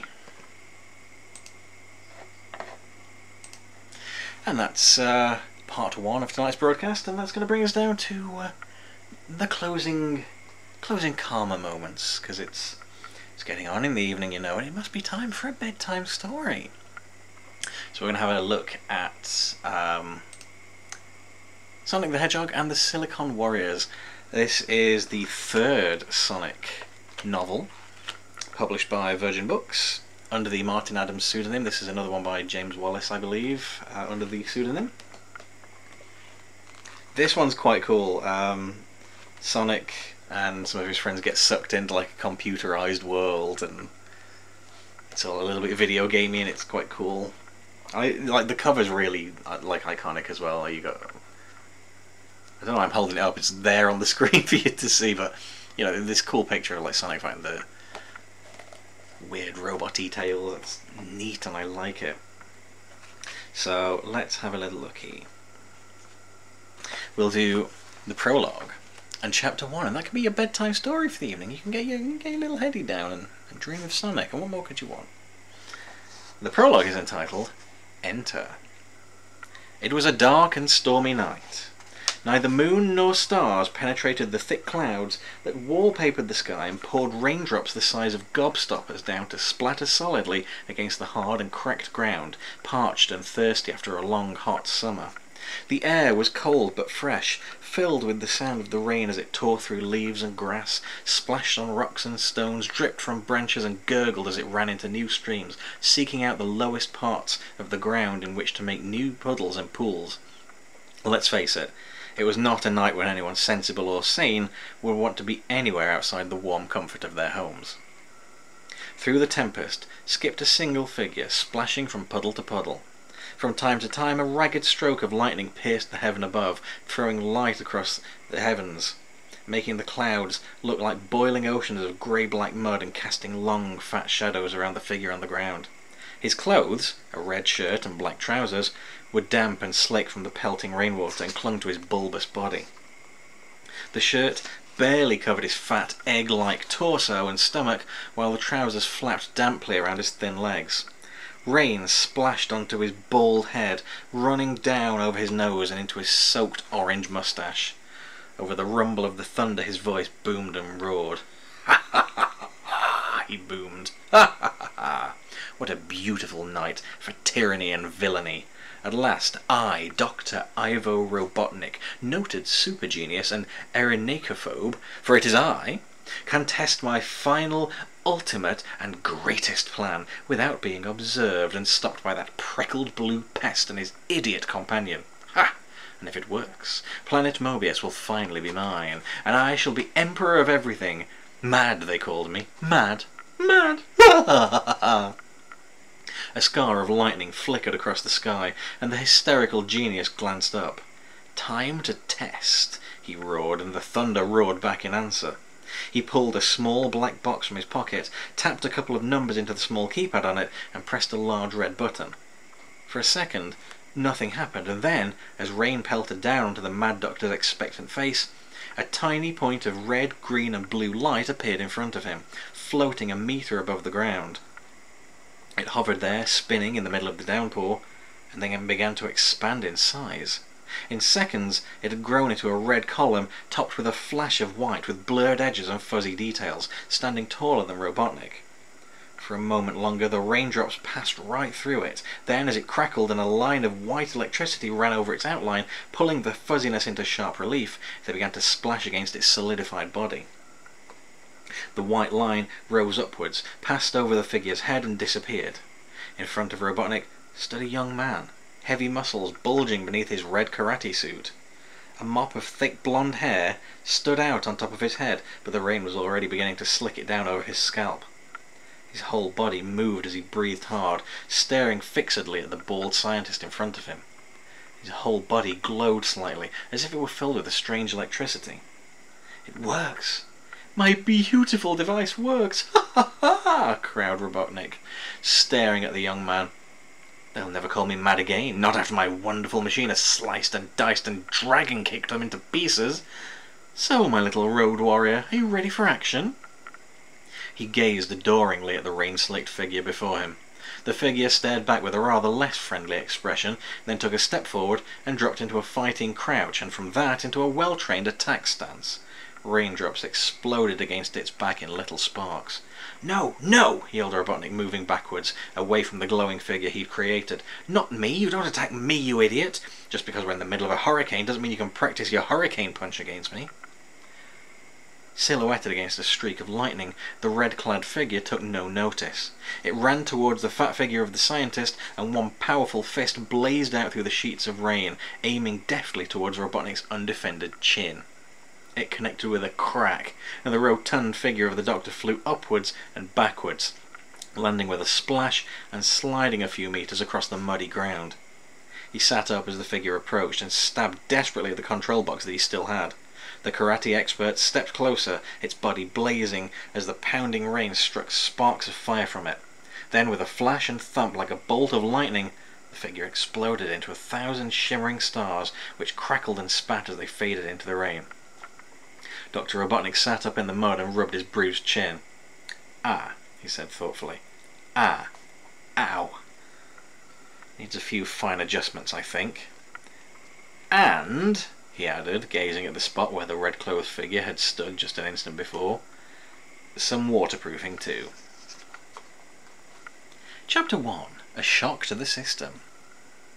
"Ready, dudes?" asked Porker Lewis. "Set," said Johnny Lightfoot. "Go!" shouted Sally Acorn.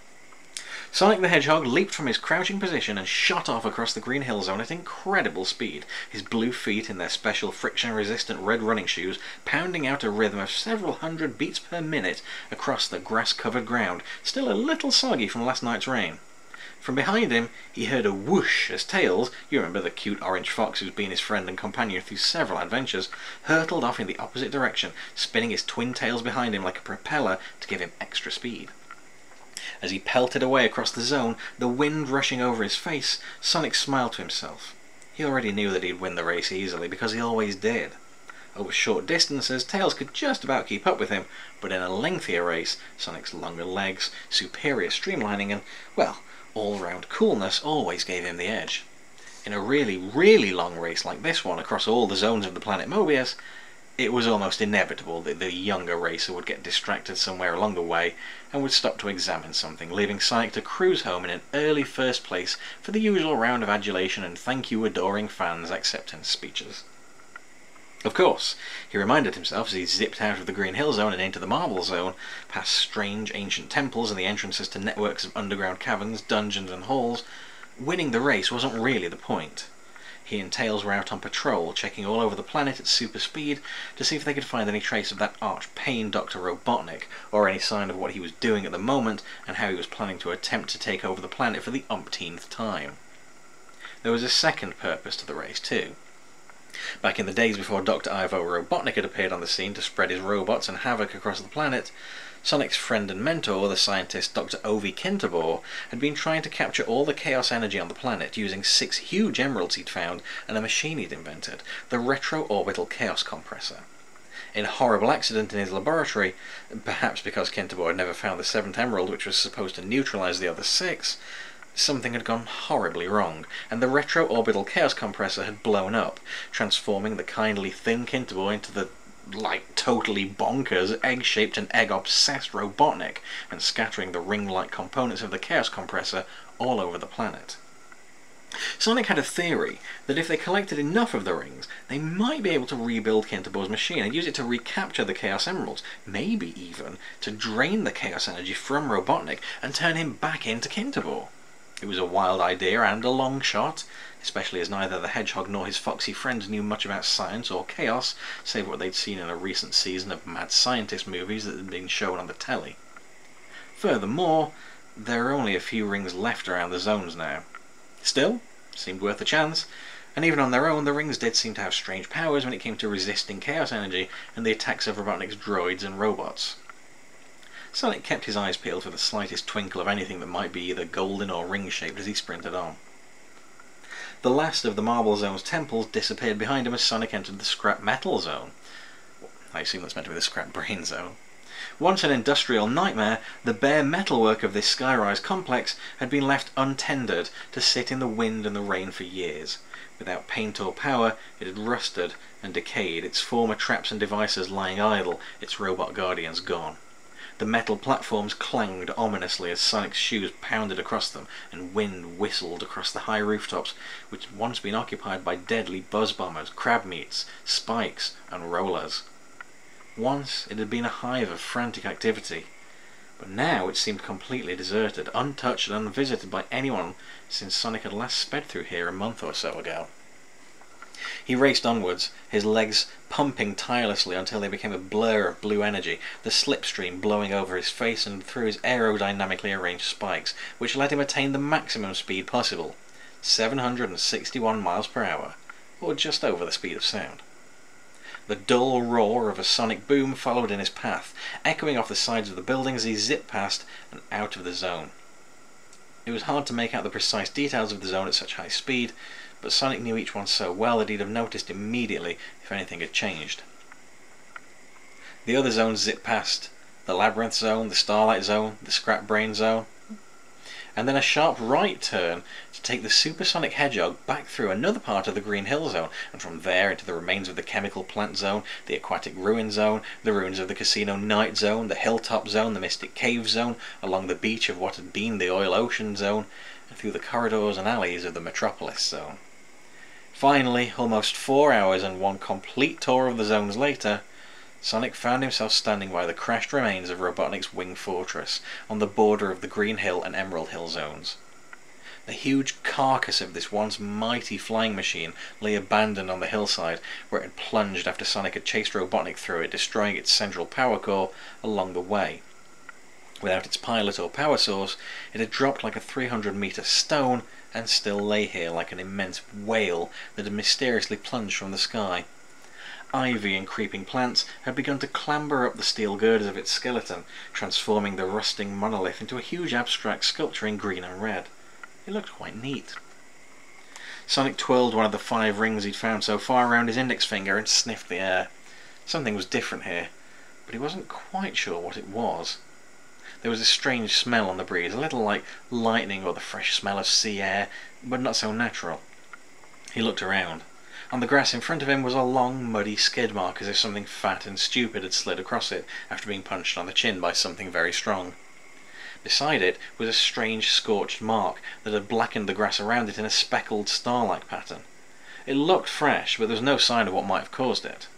Sonic shook his head, glanced at the sun, realised that if he didn't get a move on, there was a chance that Tails might beat him back to the Green Hill Zone, and shot off across the hillside in the direction of his home. With less time than it takes to tell, he'd screeched to a halt, already back at the place where he and Tails had started out on their patrol run. The zone was quiet, and there was nobody around to welcome him back. Sonic looked around. "The guys are probably not expecting me back so soon," he told himself nonchalantly. There was no reason to worry. He'd not noticed anything strange on his patrol, and the air smelled clean and fresh as always.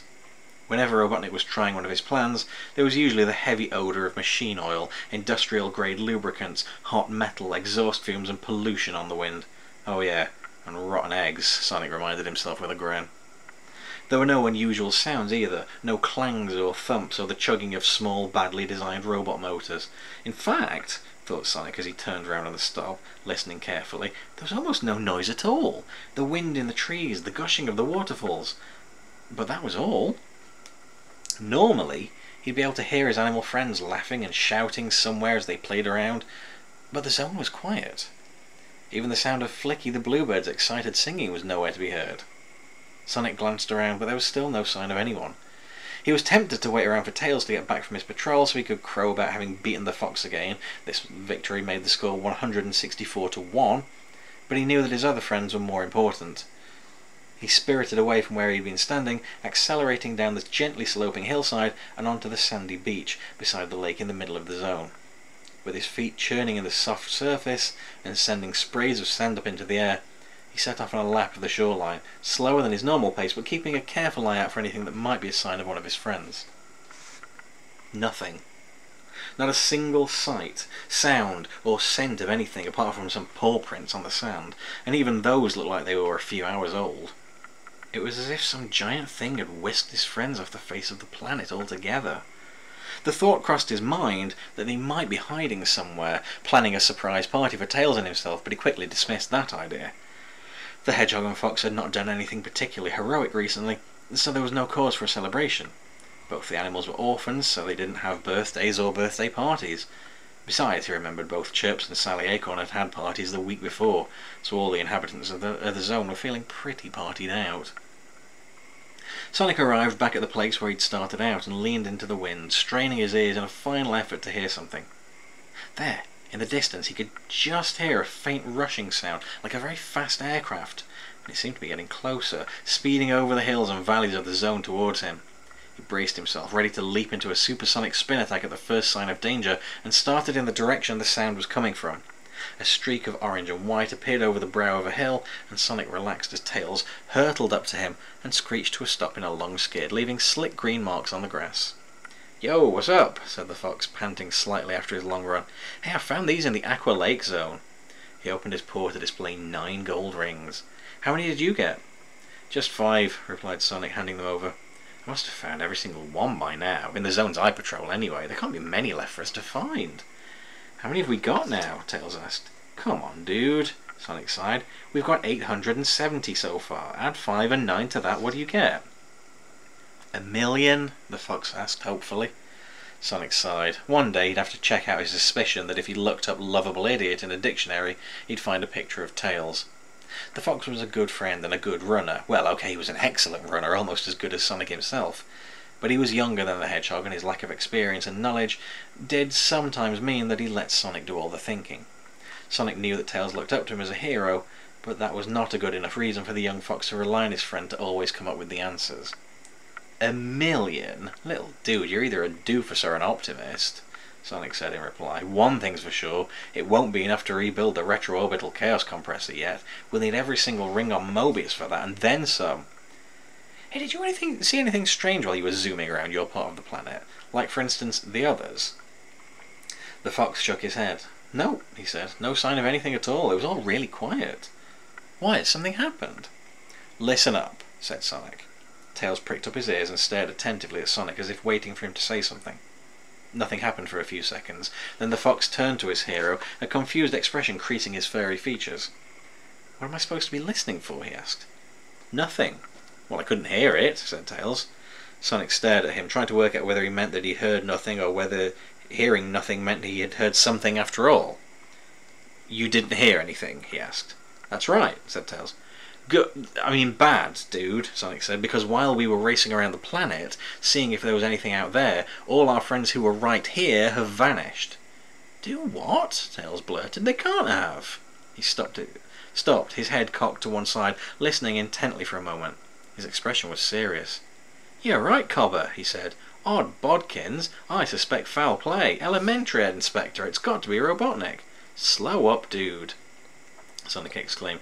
"We don't know that yet. Let's look at the evidence, shall we? Fact 1, our friends have disappeared. Fact 2, the only person we can think of who'd have a reason to do a really nasty thing like that, because he did it before, is Robotnik. Oh yeah, case closed, I'd say." "A big 10-4 to that, good buddy," said Tails. "We've got to get hip and dig his crazy scene, find his pad, cache his chips, and then everything will be copper-kedic. It'll be very..." Sonic gazed at his friend with an expression that was either amazed confusion or confused amazement. "Are you feeling okay, small furry pal?" he asked gently. "Do you want to lie down for a while?" Top of the world, Ma, Tails said perkily. Never felt better. Then why are you talking in gibberish, dude? Exploded Sonic, his patience with his friend finally reaching its end. Their patrol had drawn a blank on Rings and Robotnik. His friends were missing, and now his sidekick was speaking some weird language from the planet Weird. It was almost too much for one hedgehog to bear before lunch. Tails looked at the ground, then into the sky, at the ground again for luck, and then finally met Sonic's gaze. Well, he said, you know, you've been saying I should read more books, like dictionaries, so I'd learn more. Well, I did. Huh. I borrowed a book from Porker Lewis, like you said. Huh. It was a dictionary, like you said. Huh. It's really good. It's called a Dictionary of Out-of-Date Slang. Oh, great, Sonic grated. We've only just started on this adventure. I've got no idea what I'm meant to be doing yet, and I've got a sidekick who's going to be talking Martian at me for the whole rest of the book. What book? Tails asked. You're too young to understand, Sonic smoothed hastily. Then a thought struck him. Have you been out near the crashed Wing Fortress recently, expanded vocabulary type dude? He asked. Not on your Nelly, Sergeant Major, said Tails. Properly, please. Nope. No, I haven't, Sonic. Not for a while. Why? Do you think it's where our friends are? It's big enough for someone to hold them prisoner in there, observed the fox. Possible, dude, but wrong. I saw some strange marks on the grass, and there was a funny smell in the air as I passed it when I was coming back here, and I beat you again. In that case, you must have been going too fast to see anything properly, objected Tails. We do the patrols to check the zones for Robotnik activity, remember, not to see who can do it fastest. Hey, Sonic said, that might be why you do it, but I know I'm a hero. I can cope with anything that Robotnik can throw at me. I'm too cool for him. He ran a gloved paw over his spikes, preening them back into the smartest possible arrangement on his head and back. Not cool enough to stop your friends disappearing, Tails reminded him. You going to show me this wild and crazy stuff by the Wing Fortress, or are you chilling here? Okay, said Sonic. He was about to say something else, but Tails had already dropped into a running crouch, spun the twin tails that gave him his nickname for a turbo-boosted takeoff, and sped away between the palm trees. Sonic dashed after his friend and overtook him within a few hundred meters. That was not too hard, because Tails had abruptly stopped running and was staring at something that lay under the overhang of a nearby cliff. Sonic came to a dead halt and jogged back to where the fox was standing. Tails pointed at the object of his attention with one white-gloved paw. Look, he breathed, it's one of Kintobor's old computer monitors. It's working. Sonic looked. Tails was right. The screen of the machine was glowing brightly and showing the message "Enter data now" in large white letters. Under the screen, the keyboard looked like it had been out in the rain for about 4 years, which it had, but otherwise the machine appeared to be in perfect working order. It can't be, Sonic breathed. I mean, yeah, there are loads of these old computers lying around, but the information gathering programs that Kintobor used to run on them went foot when the retroorbital chaos compressor blew up, and most of the machines ended up with either gold rings or weird science-type power-up devices inside them. Even if this one doesn't, it shouldn't be working. This makes no sense at all, dude. I know, Tails said as he stared at the screen. I'm too young to remember the computer system when it was running properly, but I've never seen a computer that didn't have a power-up in it. What do we do? We go and ask Porker Lewis what he thinks. No, we can't, because we don't know where he is. Nuts, said Sonic. Why is there never a boffin around when you need one? He sat down on a nearby rock and put his chin in his paws, thinking hard. Next to him, Tails straightened up and flexed his fingers. This situation calls for a hero, he said.